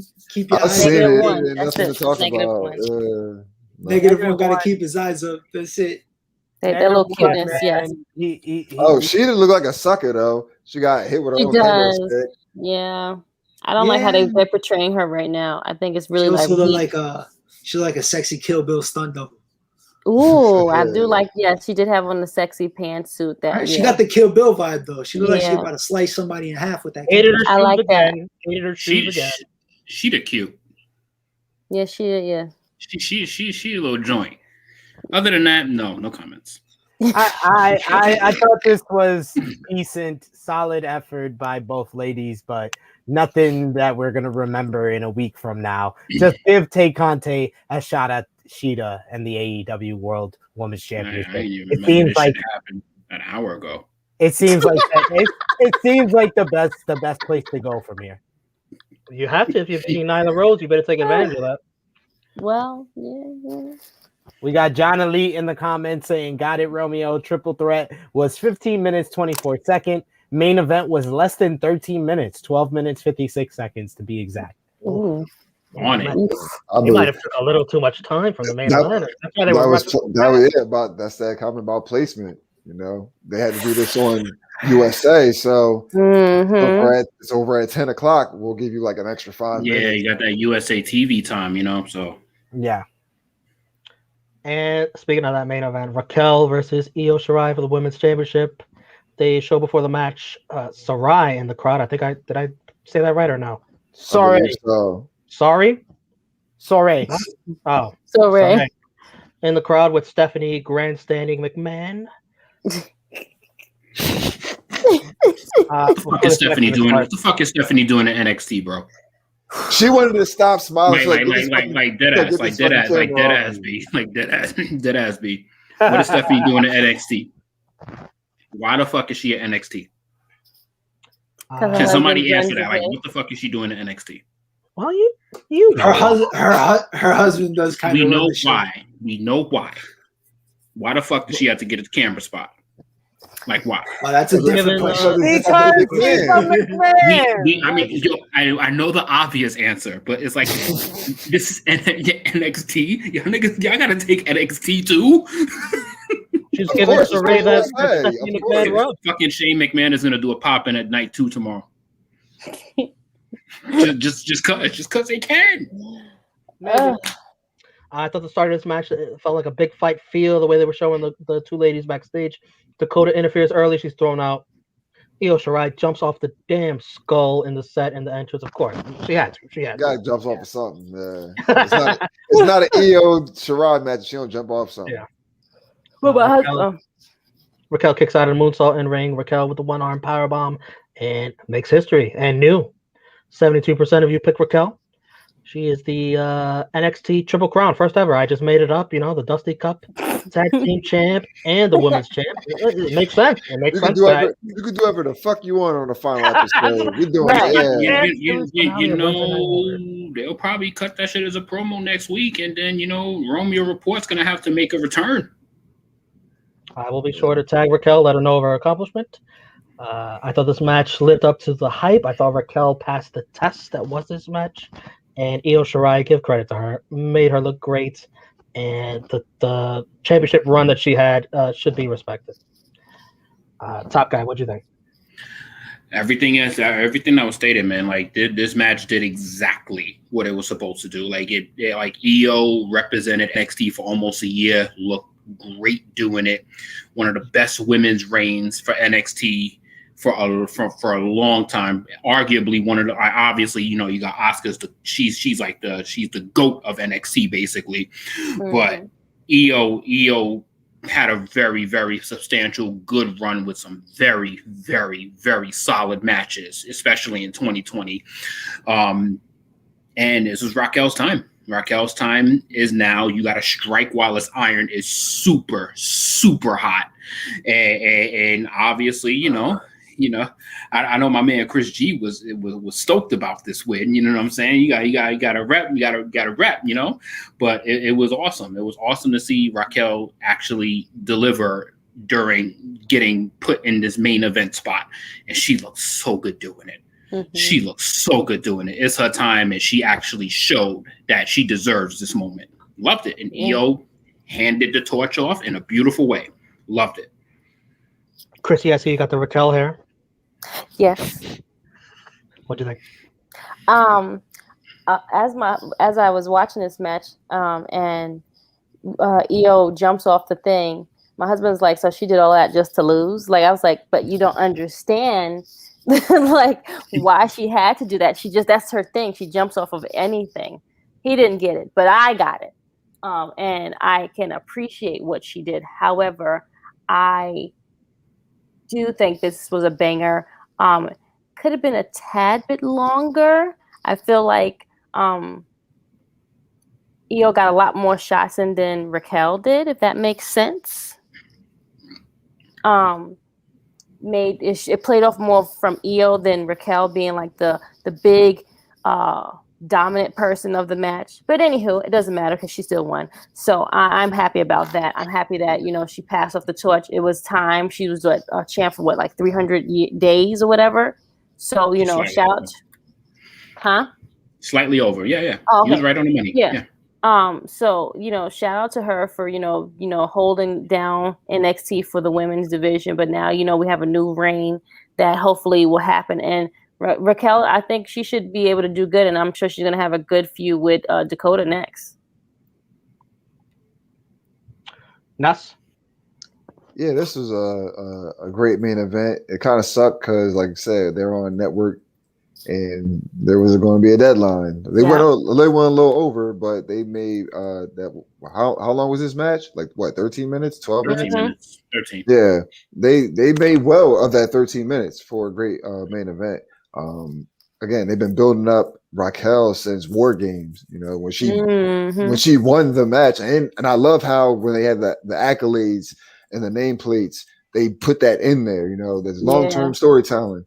There's not a lot of times that we can say that WWE does that in general, but they definitely added that tidbit in there, and I appreciated that, and I'll thank them for that.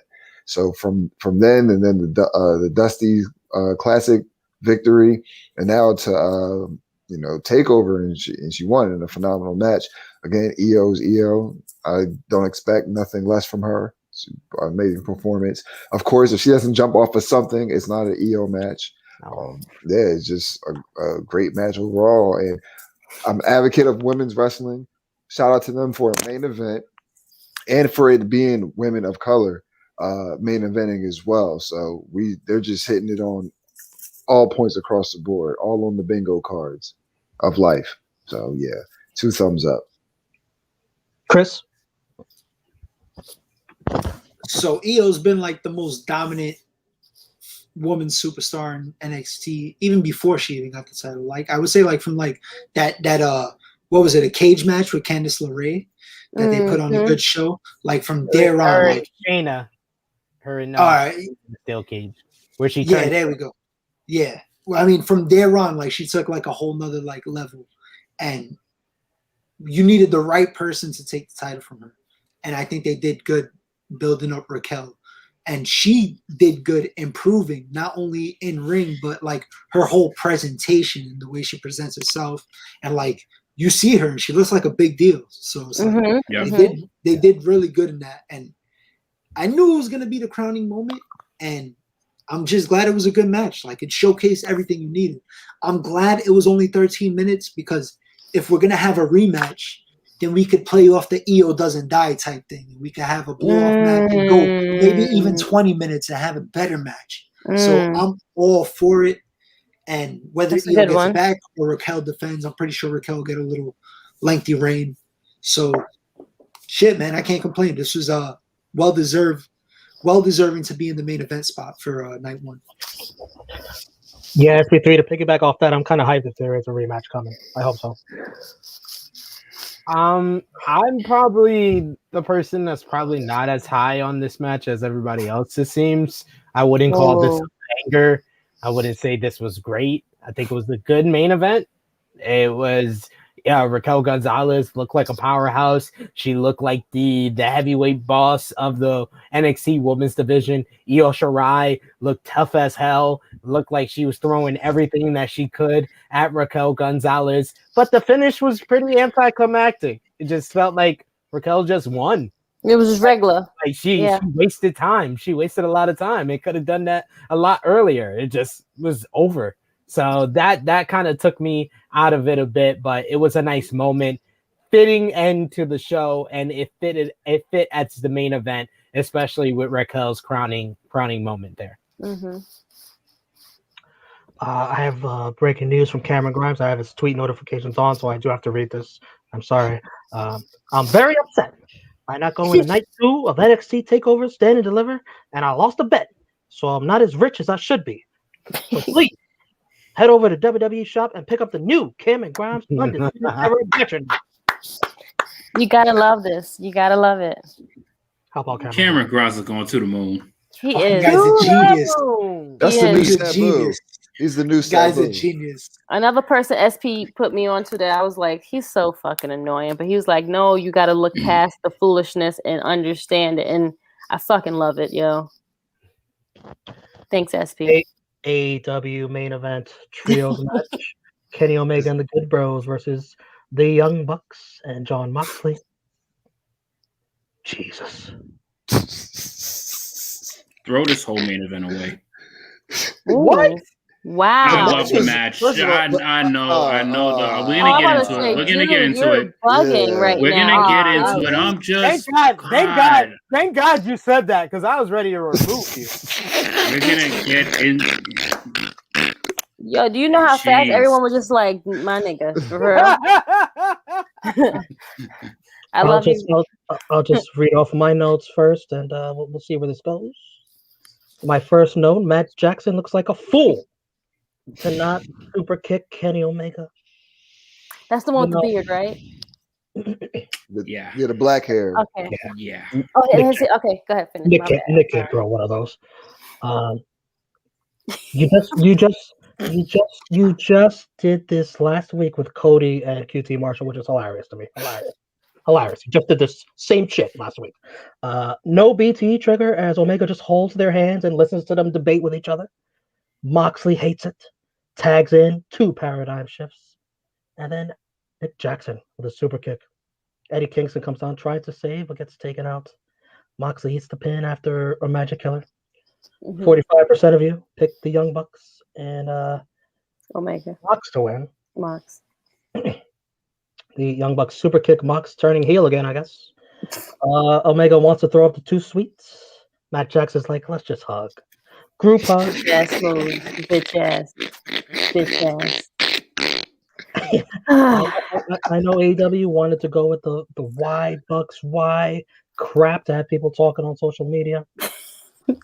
But the execution here stunk. The Young Bucks look like true idiots, not true heels. And who wrote this crap? The Young Bucks are killing the business. He's dragging it. Does everybody else think he's bugging? This is where the drag comes in. Yeah, he's definitely bugging. Can we all get a thumbs up if we think Romeo's bugging? 2 thumbs up. Top guy. Like, Top guy. Top guy. It's just okay. I had a very strong gripe about it, but this match was awesome. Did you remove him or he removed himself? No, I removed the match. Okay, I could be. I'm gonna get into the I'm gripe. high, Lord have mercy.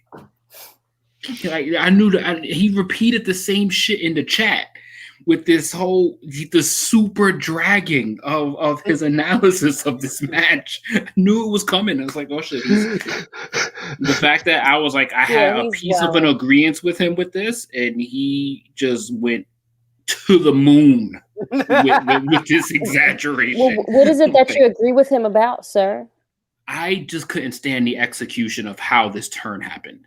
Like, okay. I just, it took too long? That was like, no, like this whole Matt Jackson being indecisive of who he is or what he is, or is he in or is he out? Is he tough? Is he not? Is he going through it's just like, come the fuck on. Like, but the match was so good. Yeah. The match was so good. The match was so good. It was so good. And I love Mox's attitude. I love Mox's, what the fuck are you doing? Yo, and just popped it with 2 paradigm shifts. And then Matt all of a sudden has a side to him that's mad now. And then he actually super kicked his partner because he's beating up his friend now all of a sudden that he's walked out on him multiple weeks in a row. Yeah. After Kenny's gotten fucked up, he's actually gotten a worse beating prior to that, where he was bleeding, and then you are offended that your partner in the match hit him with 2 paradigm shifts, so you're mad at that. That's where I was like, dude, come on. Now, if Mox would have pulled out like a barbed wire bat, or he would have pulled out something, and then Matt would have been pissed off, then it would have had me like, okay, all right, you're dragging it. You taking this shit way too far. He hit it with 2 wrestling moves, bro. Yeah, that's true. Like, come on. But you walked out on the man when he was getting jumped a couple weeks ago. Like, you walked out on him. So now you mad at your partner, and then you super kick your partner? And then I was like, yo, you better throw it up. You better throw it up. You throw a hug? Yeah, the two sweet gets some cheered. The two sweet I know about getting heat. It worked because it got me pissed. Yeah. It worked. I get it, but it still pissed me off. Like, yeah.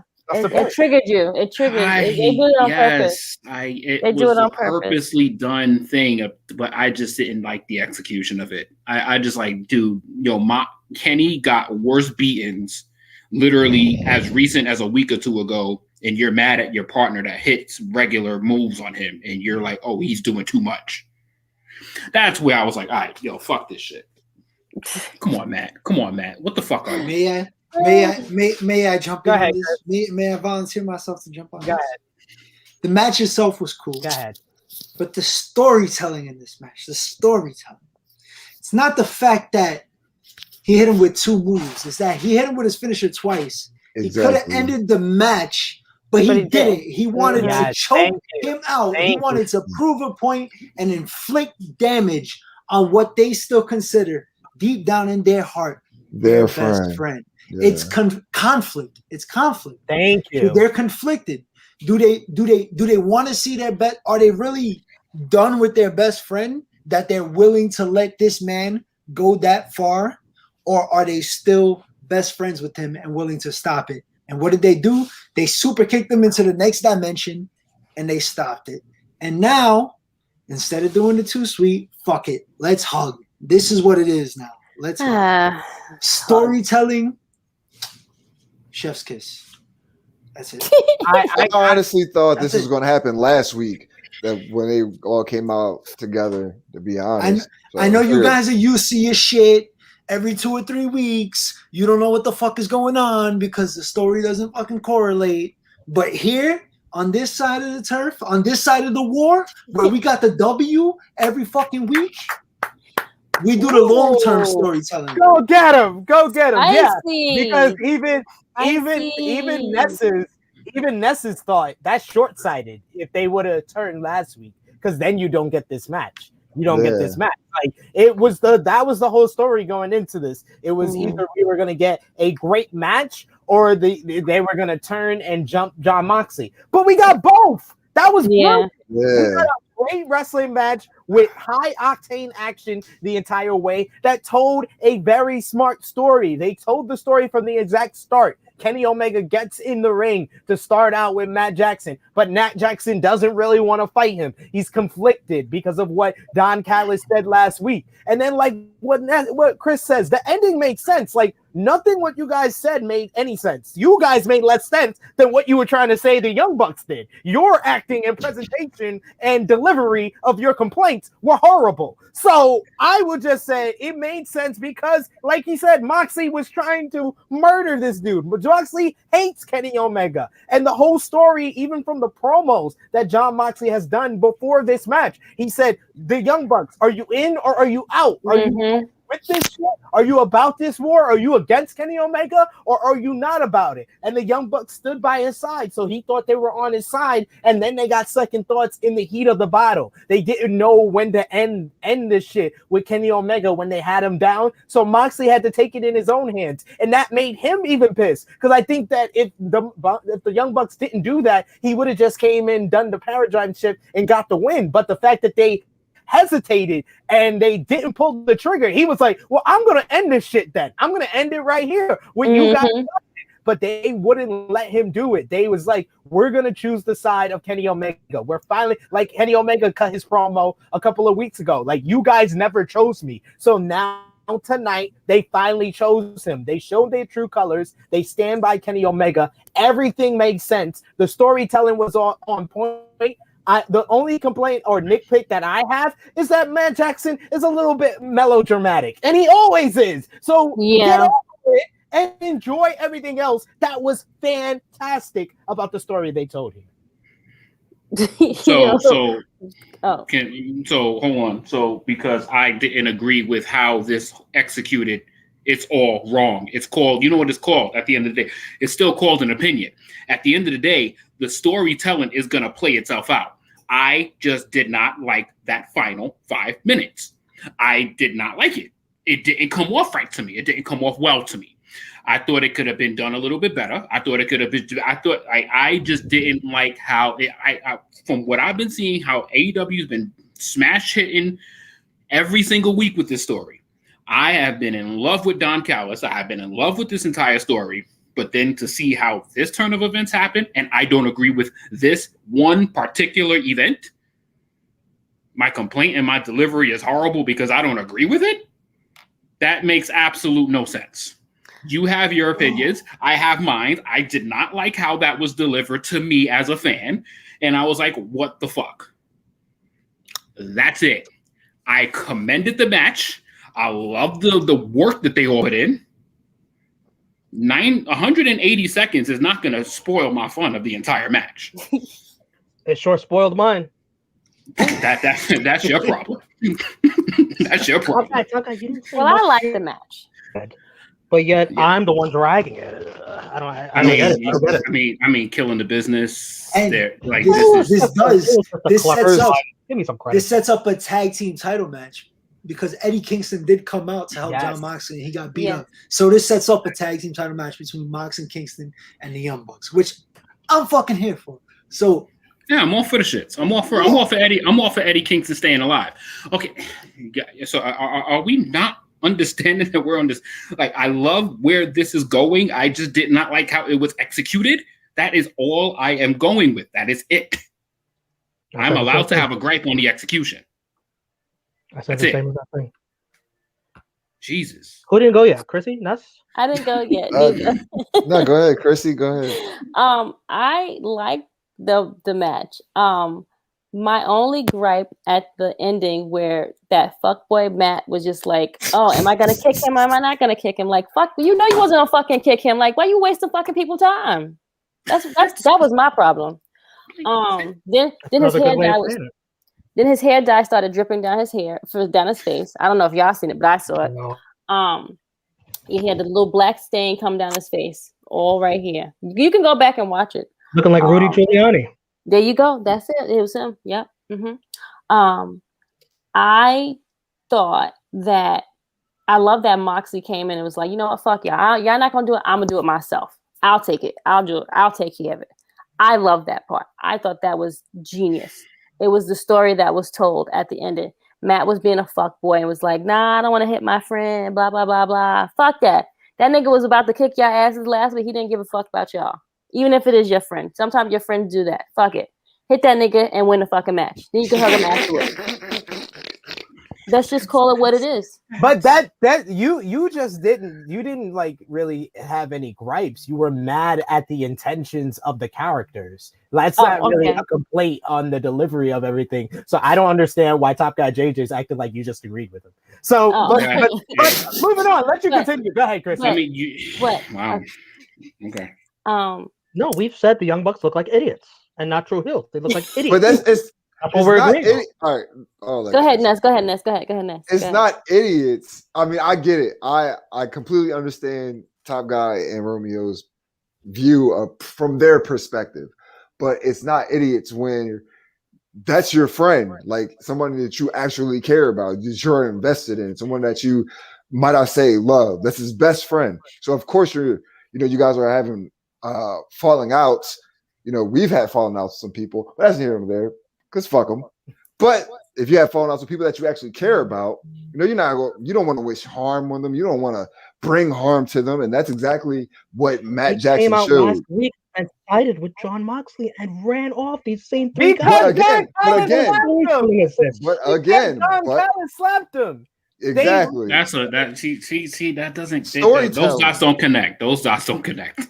No, what you're talking about? I'm talking about his dot. That dot that you just mentioned don't connect with. What, with Don Callis? Yeah, I mean that was brilliant. All of that was brilliant. Sentence of Matt Jackson. All of that was brilliant. Well, time out. I agree with everything that Ness just said about that part. No, I agree with everything. See, I think y'all just construing this argument because I agree with all of the stuff that happened last week. All of that shit was brilliant. All of that shit was amazing last week. That's what we're trying to say. It carried over this week as well. From our perspective. Just saying. Good Anything Lord. else? No, I enjoyed it.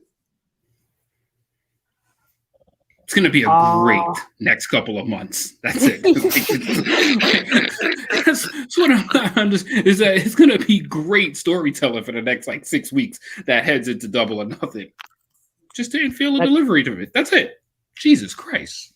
Fucking shoot me dead. Damn, Top Guy, that's a weird way. That's a weird, long, convoluted way of saying you agree with me. Very weird. No, because you're dragging it with this whole killing the business and this was all stupid. The whole thing was stupid. Throw everything. No. No, I said the Young Bucks look stupid.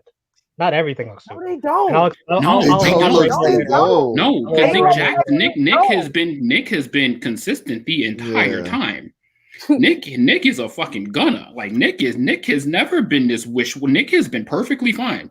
Yeah. The gripe is with how you feel with Matt, and there's going to be people that feels how I felt about Matt, and there's going to be people that feels how you felt about Matt. You guys are going to feel that way about Matt. I'm going to probably feel this whole thing is about Matt Jackson. This is not about. It really is. So this is all about Matt Jackson. So it's how we receive Matt's behavior is the difference of the opinion, not the entirety of the elite, not the entirety of the Young Bucks. This is all about Matt. That's right along with what Matt Jackson was doing. He threw the super kick too. You can't just ignore that. He threw the first super kick. Actually, yes. He was the one that wanted to save Omega. Like he's staying with his brother, I guess. More than Matt was the first one to have his doubts, but once Matt had his doubts, Nick is the little brother. It's Nick is the rider. Exactly. He's riding. He was like, well, if you're not sure about this, I'm not sure about this. This is our best friend. Like he's telling Moxley, yo, chill. Like just finish him. Like you hit the move. Like why you keep going? And when he was going for the third one, he was just like, nah, fuck this. Boom. That made a whole bunch of sense. Like that's why it even with what you're saying of it makes him look stupid. He looks no. Even with the BTE trigger, a complete story. I just think you're used to WWE shit where they either knock you over the head with the point they're trying to make, or they don't make the point at fucking all. So you're just used to that shit, and you're just comfortable, and you don't get actual storytelling. The underdog beauty about this whole thing is like Matt Jackson. You're hungry. The underdog beauty about this is Nick Jackson's ridership. Nick has rode with Matt in literally every single decision Matt has made. Everyone, Nick is right there. No matter what Matt's attitude was, Nick is always supporting it. No matter what. No matter what Matt's attitude was, Nick is always right there. And that shit is not being recognized as much as it should be because Nick is a fucking rider. Nick is a fucking rider. Or a dumb little brother. Depends on how you look at it. The only one who looks dumb here, if we're gonna call anyone dumb, the dumb guy is Jon Moxley. He walked into a fucking trap. He stayed at Halloween Havoc 1995. How are you calling the Horsemen the ones that are stupid? The Horsemen had their doubts. Arn Anderson attacked Ric Flair. They had a match at Fall Brawl. But when it came down to it and they're in a match together, they realized, hey, we're friends. We're going to set up Sting. But they did it in a different way, a more unique way, a more 2021 take where they gave you the storyline and they gave you the moments and the steps that led to the Young Bucks making their decision. They did it in a great way where we got a great match and we got the likely destination that we all thought it would get to. Match of the night. NXT match of the night. I am going to go Walter Ciampa. Woo. Yeah, Walter Ciampa with an honorable mention to Kushida and Pete Dunne. Yeah, I thought the triple threat was good too. I mean, if it wasn't, if Walter and Ciampa wasn't so good, it could have been a toss-up. But so it's unanimous, Walter Ciampa. Yes. Yeah, I agree. But that Pete Dunne Kushida match was fucking awesome. Yeah, that shit was awesome. MVP, I want to give to the return of the Psycho Killer Ciampa. If this is going to be the Ciampa going forward, then I'm all for it. Anybody feel the same? Does anyone else have Ciampa as their MVP or no? you know. I'll go with Raquel Gonzalez. Long term, That's my yeah. MVP. That's mine. Yeah, I can agree with that one. She delivered on the stage that she was supposed to get. She was supposed to deliver on. She's supposed to, and she actually delivered. This felt earned, and this felt like it was the rightful place for her. Yeah. I'm going with Io Shirai. She carried Raquel to that. I'm sorry to say that. I'm gonna say it.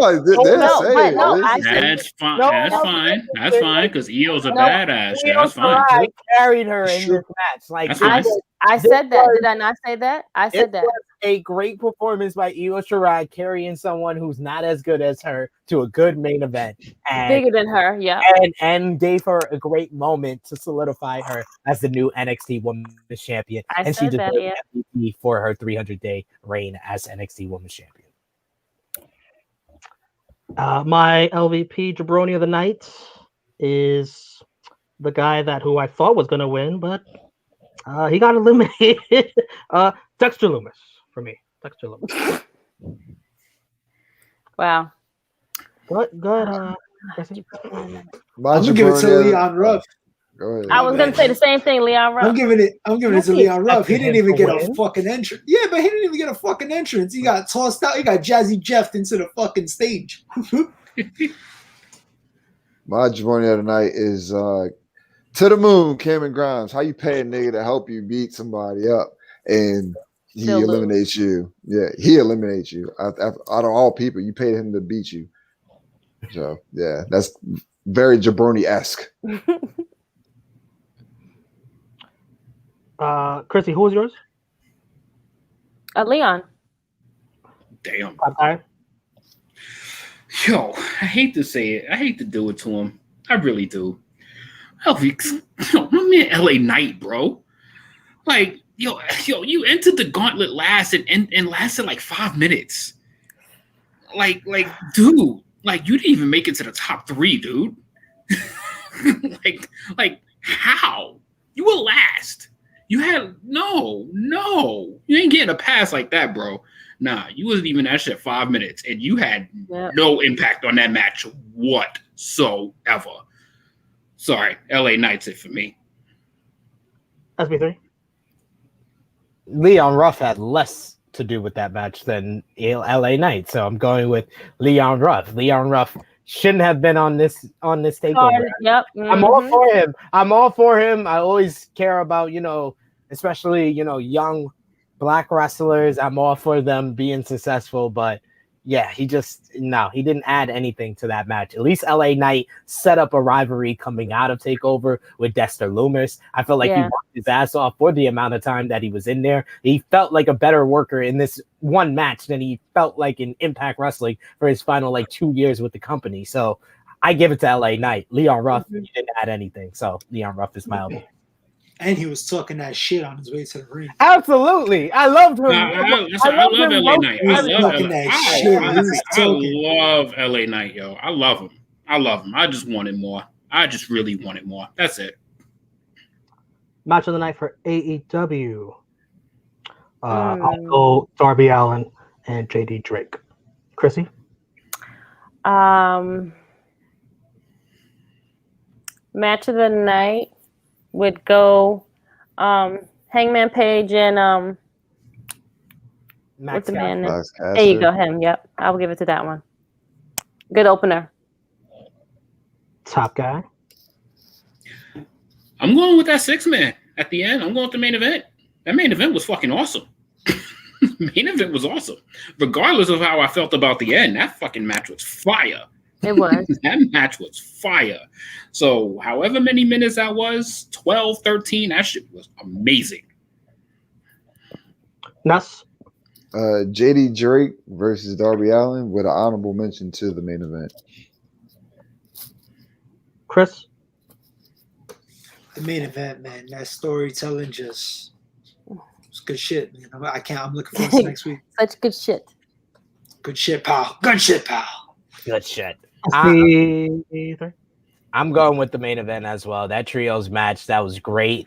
Kenny Omega and the Good Brothers, 3 weeks straight of great 6-man tag team or 2 weeks. Yes, 3 weeks. No, it's 2 weeks straight, but we've had 3 weeks straight of great trios matches. We had Laredo Kid and the Lucha Bros versus Brandon Cutler and the Young Bucks. We had Laredo Kid and the Lucha Bros versus Omega and the Good Brothers, and now we had Omega and the Good Brothers versus Moxley and the Young Bucks. And each of those matches told a different story and was a different type of trios match. But I felt like tonight was the strongest as far as storytelling, facial expressions. It just got you emotionally invested in the lead up to the heel turn of the Young Bucks.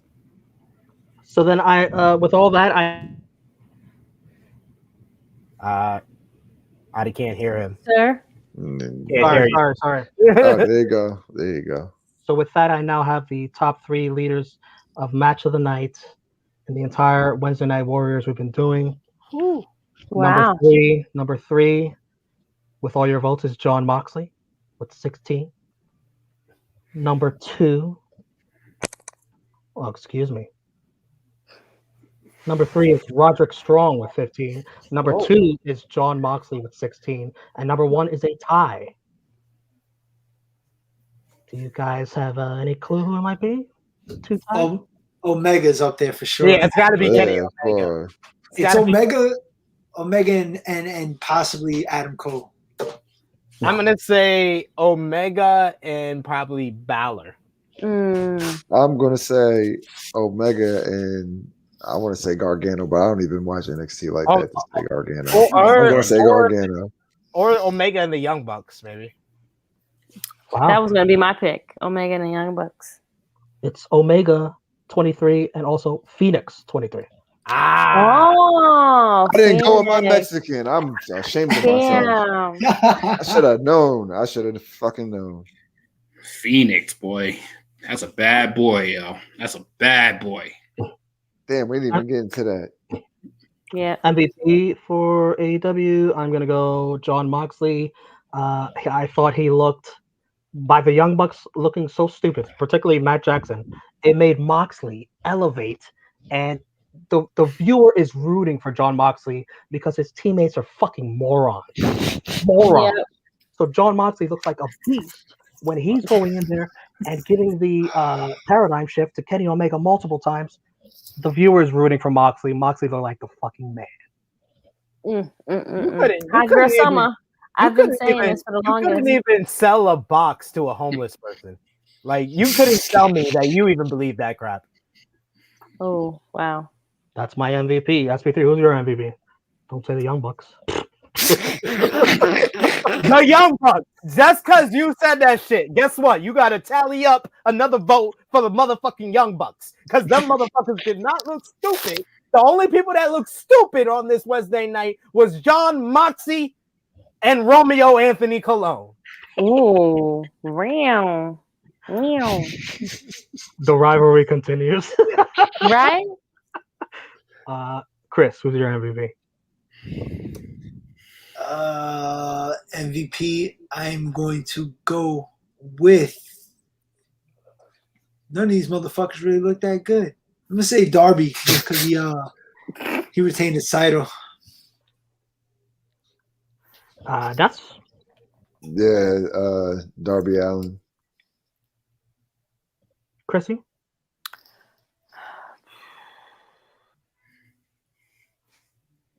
Give me Mox. Yeah, that's what I like to hear. Top guy. That should be your LVP. Absolutely. Hey, you know what? This is kind of just gonna carry over. I've just been in love with the influence of Don motherfucking Callis. Ooh, like, that's a good one. Okay, can I change mine to Don Callis? Don Callis has yes, been. Take off. I don't want to do Moxley. Give me Don Callis. He's dumb, right? He's dumb, right? Don Callis has been nothing short of fucking amazing. He's a genius, yo. I'm gonna give him roses pretty much every week until he fucking this guy is fucking good. Damn, Chrissy, Jon Moxley would have been in the top 3 MVPs, but you took it away. You know, Don Callis looks like even a bigger genius next to who? You know who? John Moxley, because John Moxley's a fucking dumbass.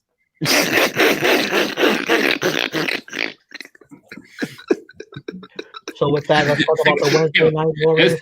SP ain't getting no Moxley interviews anytime soon. Oh shit!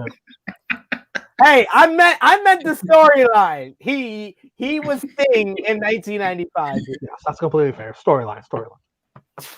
So the MVPs of the Wednesday Night War. As far as the Wednesday Night Warriors go, there's a tie for third place. 2 guys with 6 votes: Kyle O'Reilly and Phoenix. There's a 3-way tie for second. Kenny Omega, my jerk-off friend, and Cameron Grimes. 7. Wow. And who is the MVP of the Wednesday Night Warriors? Ooh, does anyone have a guess? At first place with 9 votes. Is he from AEW or NXT? That's kind of cheating, but NXT.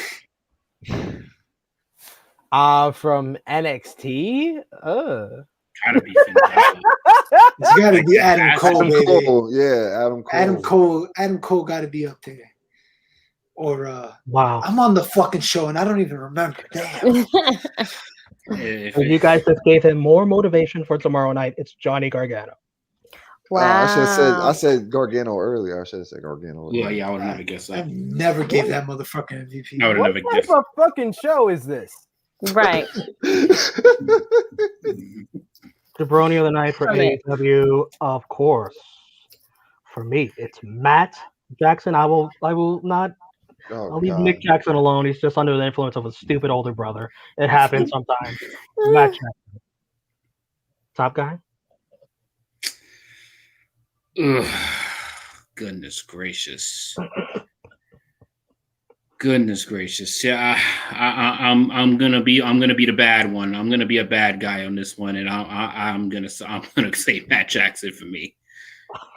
His over emotional ass, man. Like I love where it's going, but damn it, man. That's it. Chrissy. This is Jabroni tonight. Correct me if I'm wrong. Yeah. For AEW. AW, I would pick. Not Not so quite, Alex Alberto. No, not even in top 3. Why are you messing up? You want me to come back to you, Chrissy? Please do. Thank you. Ness, who's your jabroni? My jabroni. Damn, I just had it. I'm high and I forgot. Yeah, see, that's what it is. I can't do this like this no more. I'm not doing this like this no more.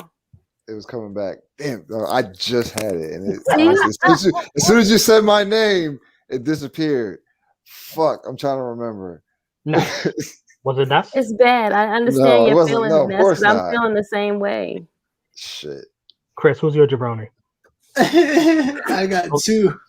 Okay. I got 2. No. I better not be one of them. Leave me alone. No. The first one is fuck, I forgot too. Okay, I'll go. No, the first one is Sean Spears. It's Sean Spears. The first one is Sean Spears for getting beat up. Shit, I'm trying to remember mine. By Mike Tyson. Mike Tyson?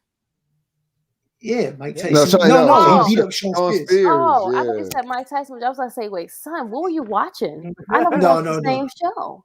No, it's him because he got beat up by Mike Tyson. Okay, as he should have. And I definitely forgot the second one, so we're just gonna stick with Sean Spears. You would get beat up by Mike Tyson too. For 100 racks, sure. My LVPs, plural, is the Bunny. Oh yeah, she was. Yeah. Jonathan Moxley.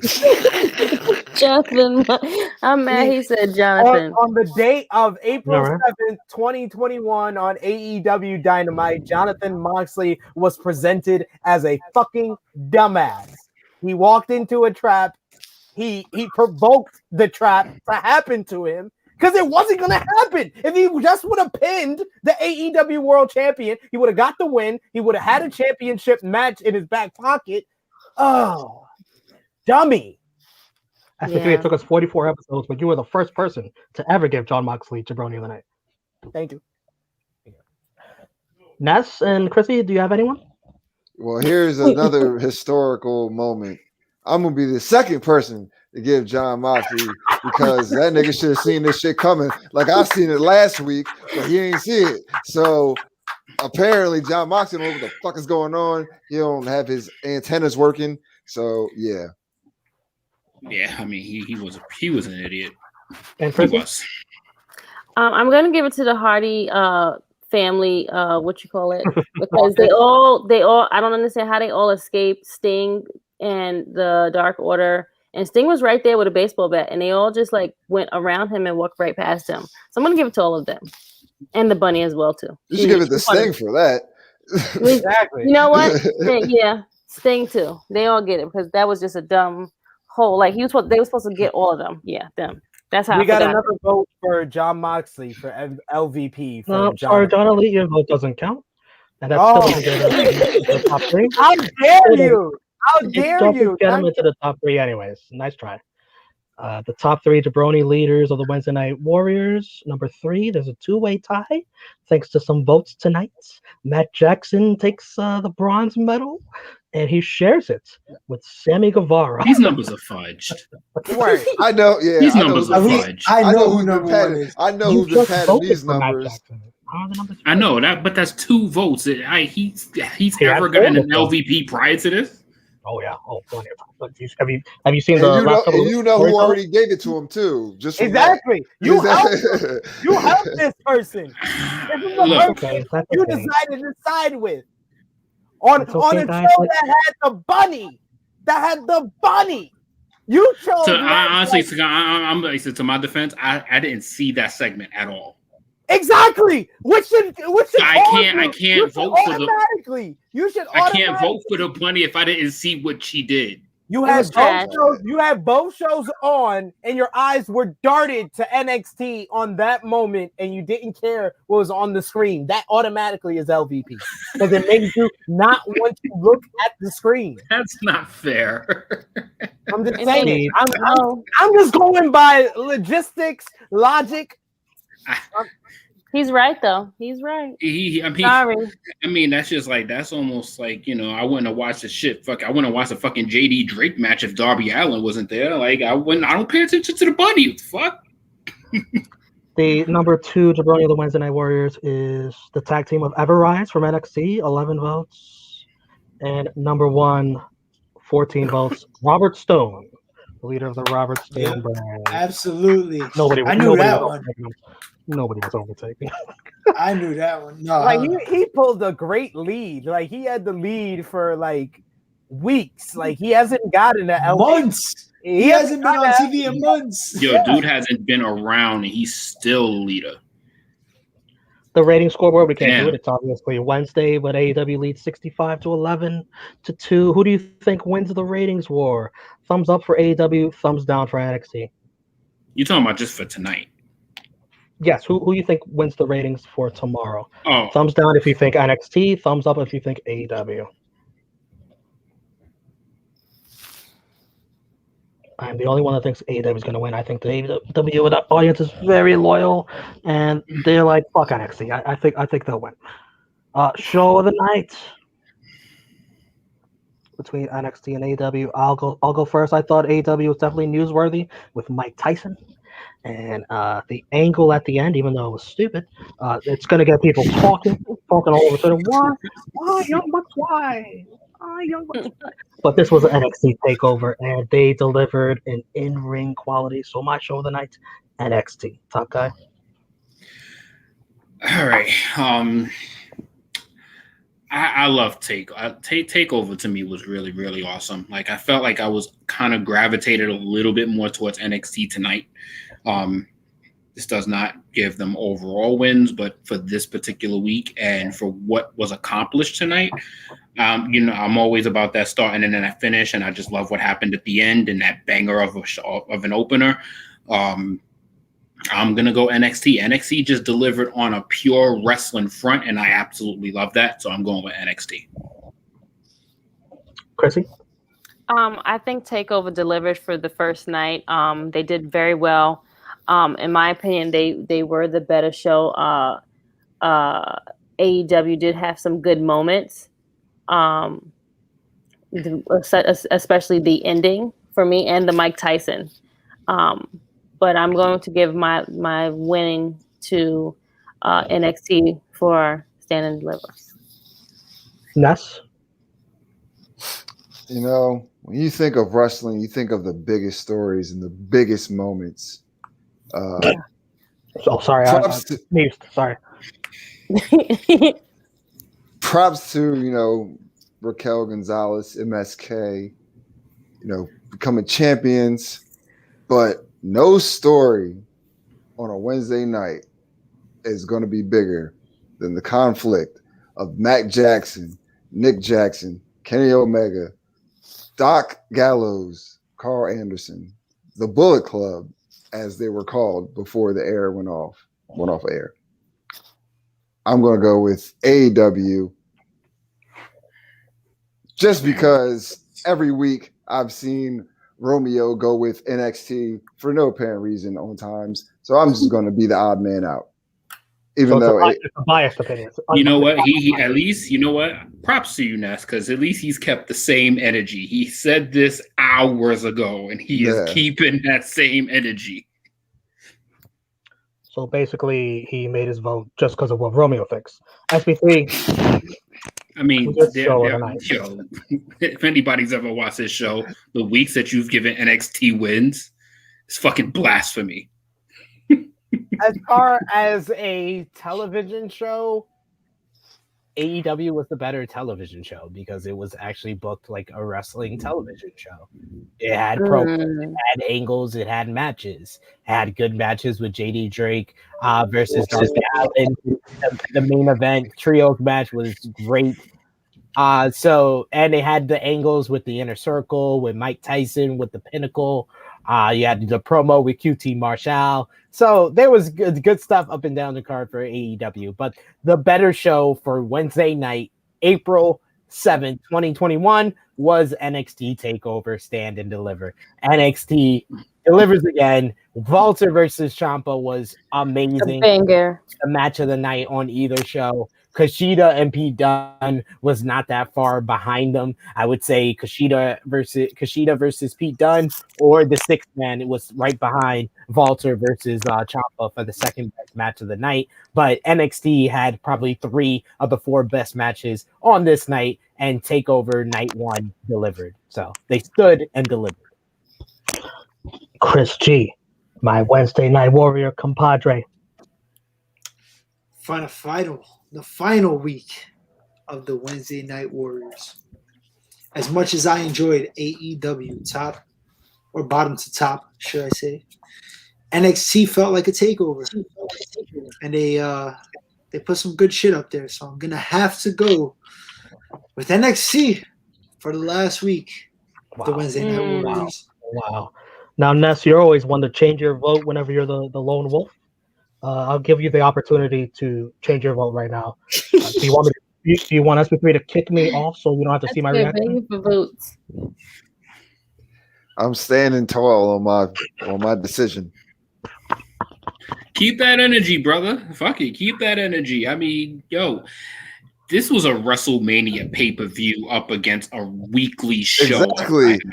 Exactly. This was so lopsided. This is like the grand finale against something that's just going to literally be happening on April 14th. Yeah. So don't get me wrong. Yeah, it was a great show, but the sole reason why I'm picking AEW is for that reason. So I agree with you, but I'm being, a contrarian just because I can. So on the final Wednesday Night Warriors scoreboard, AEW has 33 votes, NXT has 9 with 1 tie. Remember that tie? But as all boards go, I think whoever wins the last I knew he was going to say this shit. I knew he was going. I was waiting for that. I was waiting for that. Guys, I'm just kidding. I just wanted that reaction. I'm waving the imaginary white flag, as Triple H did, as Vince McMahon did, as NXT did. NXT will move to Tuesdays, AEW will have their own Wednesday night. NXT will have their own Tuesday night, and I think that's wonderful for the wrestling community. Good to have both shows on separate nights. I will not miss watching the shows at the same time on dual screens. Fuck that. Definitely. I don't know how y'all did that shit for 40 weeks, 40 Right. plus weeks. I did that shit tonight, and I was like, "Fuck this! I gotta watch one or the other." Pretty much. So that is all for the finale of Wednesday Night Warriors. Continue putting your comments in the live chat as well as the comment section on YouTube, the comments on Facebook. We always enjoy your comments and always enjoy you guys watching our live streams. We got Fifth Generation Carney saying, right, it sucks watching two shows at once. He also says, thanks for another great show. I always enjoy all your opinions and hilarious as usual. I hope you all have a great rest of your night. We had John Ali giving John Moxley LVP. He also says, I'm just waiting for Tama Tonga to show up. We had Fifth Generation Carney also saying the Bucks have stereo super kick small children and the elderly, but it took Moxley out. We had Alberto G say, Alex Alberto G saying, what night will AEW's second TNT show be on? I suspect it will be on like a Friday or maybe even the weekend. I think that it would be cool to get like Turner Wrestling back on the weekends on like a Saturday or something. How about you? Well, Saturday morning, Saturday afternoon, 6:05. Why not? Why not? I see a Saturday in the future. I don't see Friday because that's literally going head to head with SmackDown. Even though obviously they'd probably be better, but I think Saturday's in the future. Yeah, but I wouldn't see them go head to head with SmackDown. I would see them come on like at 7:00 on a Friday just before SmackDown be the lead. Makes sense. Like they used to. Yeah. John Elite says, debate for y'all. Worst name, LA Knight or Frankie Monet? I would say this is not even a debate. I would say Frankie Monet for sure. This is not even a debate. No, doesn't work. Frankie Monet. Toss it in the garbage, light the bitch on fire, and then throw it in the ocean. Out of here. Just delete the segment and forget that should happen. And just give her a new package the following week or two. But it's not going to happen in WWE world. Take the fucking dog while you're at it. Sorry. We got Ola TV pulling a Romeo and hating on Chris Jericho. He says he's accusing you of being upset with obsessed. Ola, you're supposed to be my best friend from elementary school. You haven't been watching enough Wednesday Night Warriors. No, he has not. He says Chris Jericho, the copper standard, not gold. And he also says Jericho has always been a C+ player, never an Apex. God bless you, Ness. Thank you, sir. That is all of our comments. Continue putting the comments in the live chat as well as the comments section. We always love your support and your comments and your thoughts on what's going on in the wrestling world. But we got to bring this to a close. Wednesday Night Warriors 44 White Flag, reviewing AEW Dynamite and NXT TakeOver, Stand and Deliver. Like, comment, share, subscribe. Romeo, tell the fine people where they can find you on social media and what you're doing on the True Hill Heat YouTube channel. The Pride of NY, Twitter and Instagram. True Rewind, well, that's fucking dead for now too. Wednesday Night Warriors, dead. Everything's dead. I don't have a job anymore. Nothing to do. Maybe I could do a Romeo corner. Fucking make up some bullshit. Something's going on wrong. Maybe I'll investigate the conspiracy against Sami Zayn. I don't know. Apparently, that's Matt Jackson's fault too. Yeah, but like, don't you have another show on the way, Romeo? You don't even want to take the opportunity to tell the people that you are going to be having a job on the Trio Heat YouTube channel. That's right. I begged SB3. SB3, I love NXT. Can I still keep covering it? And SB3 was like, yeah, but you need somebody else. You can't do it by yourself. What are you, fucking stupid? So I asked Chris G. Jesus, Chris. I know you love AEW, but do you mind still watching NXT? Is that okay? Nice. Chris was you like, know what? I told him you're fucking nuts. And I said, you know what? I'm just as crazy. Let's do it. NX3? But Chris was like, I can't keep watching NXT by myself. Let's get the guy who started this all off, Ness XT. And he was like, well, I need somebody to smoke weed with because Romeo, you don't fucking do it. So Ness. And then it was like, whoa, you guys are like, Chris, what did you say? NXTHC? Yes, correct. And I was like, well, I don't smoke though. So how about NX3? What? NX3. I'm way too, and I can't. We will be covering NXT. Starting next week, NX3, Romeo, Chris G, and Ness will be reviewing NXT weekly right here on the True Heat YouTube channel. So great opportunity to tell the folks that is coming to them next week. Chris G, that's wonderful, guys. Congrats. Where can they find you on social media and the True Heat YouTube channel?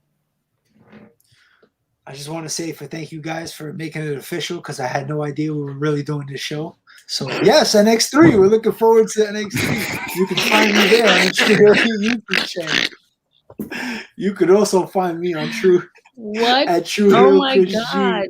Chris, if you want to back out now, now's the time. No. I was the fucking puppeteer of this, and I'm gonna really see it was. through. I was the one who I wanted this to happen, so I'm gonna see it through. It's definitely gonna happen. NX3 can't wait to suffer through this together. We are gonna create some good shit as Death Troll Angle. But you can find me at True Hill Chris G. You could also see me on Blunt Impact and Joints and Jabronis. Next episode will feature Romeo Anthony Colon. We will get that out as soon as possible, hopefully next week. And yeah, I'm here, man. I'm here. Good times. I appreciate Romeo for carrying me for 44 weeks. And I appreciate the fans for tuning in with us and being warriors with us. It was a hell of a ride. Great times. And I'm just looking forward to NX3. Come join the ride. NX3. Both shows or just one show? It's NXT. He just explained it. He did a long soliloquy. I just told him to promote the show, and he gave like, "Are you going to be covering NXT UK as well?" Yeah, like what? I mean, so okay, you know what? Whatever. Continue. I'm sorry. You know I gotta tease you.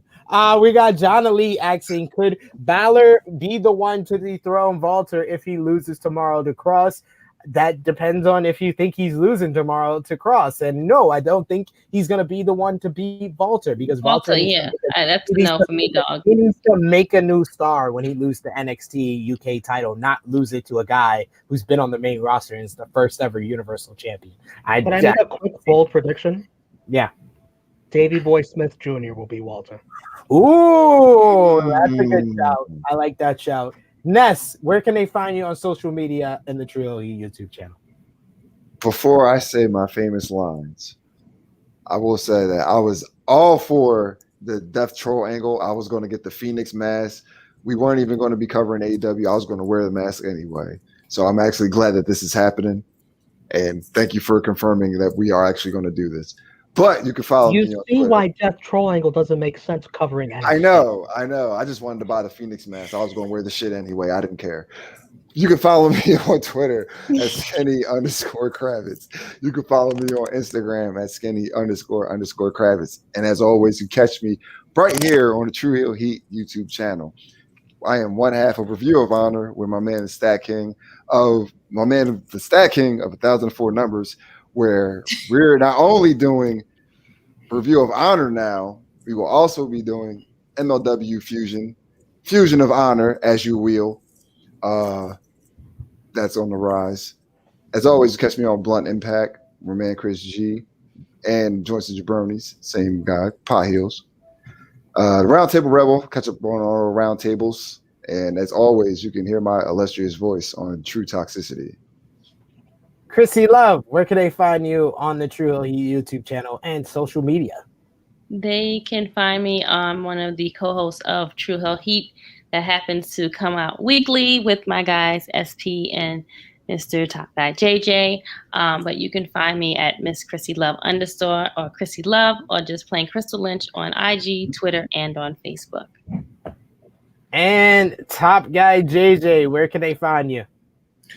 For Instagram, you can find me at TrueHit _Top Guy JJ, of course, on the longest running show on the True Hill Heat channel, True Hill Heat. Oh my God, we're gonna be doing 120 coming up. Good Lord. So that's some warrior shit. Tomorrow's right gonna there. be a banger. Well, in a few hours it'll be a banger. Yeah, absolutely. Yeah. And very soon, I'm going to be publicizing it very soon. My Twitch gaming channel is going to have the same exact line to it. The True Hill Top Guy JJ will be on Twitch very soon. But yeah, that's it. And I can't wait for this episode of True Hill Heat coming up with you guys tomorrow. Absolutely. We are going live 5 p.m. Eastern time right here on the True Hill Heat YouTube channel with our boy, the All-Father, wrestling's richest prize, Darius Carter, is going to be live with us on True Hill Heat 120. We're going to be previewing NXT TakeOver Stand and Deliver Night 2, as well as both nights of WrestleMania. But if you want a full preview of WrestleMania 37, we go live right here on the True Hill Heat YouTube channel on Friday, 11:30 p.m. Eastern time with our WrestleMania 37 preview of both cards. We're also going to have a full review of both nights of NXT TakeOver Stand and Deliver on Saturday. That's going to drop right here on the True Hill Heat YouTube channel. And we go live one more time to finish out WrestleMania week with our WrestleMania 37 roundtable review right here on the True Hill Heat YouTube channel. You can find me on Twitter at True Hill SP3. You could find the True Hill Heat gang on Facebook, Twitter, and Instagram at True Hill Heat. Of course, if you're watching us on YouTube, drop us a like, share this video with all your wrestling fans, friends, and family on all your favorite social media platforms. Almost 40% of you have not subscribed to the True Hill Heat YouTube channel if you're watching this video. So make that number change and subscribe right now if you are new, and push the bell to always stay notified so you always get alerted when we go live with these live streams. Like I said, join us live 5 p.m. Eastern time on True Hill Heat 120 tomorrow with Darius Carter. But also, you can find me over on the Sportskeeda Wrestling YouTube channel live tomorrow, 11 a.m. Eastern time. We're going to go live with me, Jeremy Lambert of Fightful Wrestling, as well as the legendary Dutch Mantel, a.k.a. the former Zeb Coulter. We're going to be previewing WrestleMania for the Sportskeeda Wrestling YouTube channel, so definitely check us out over there. So, for the Wednesday Night Warriors finale, the Wednesday Night Warriors host,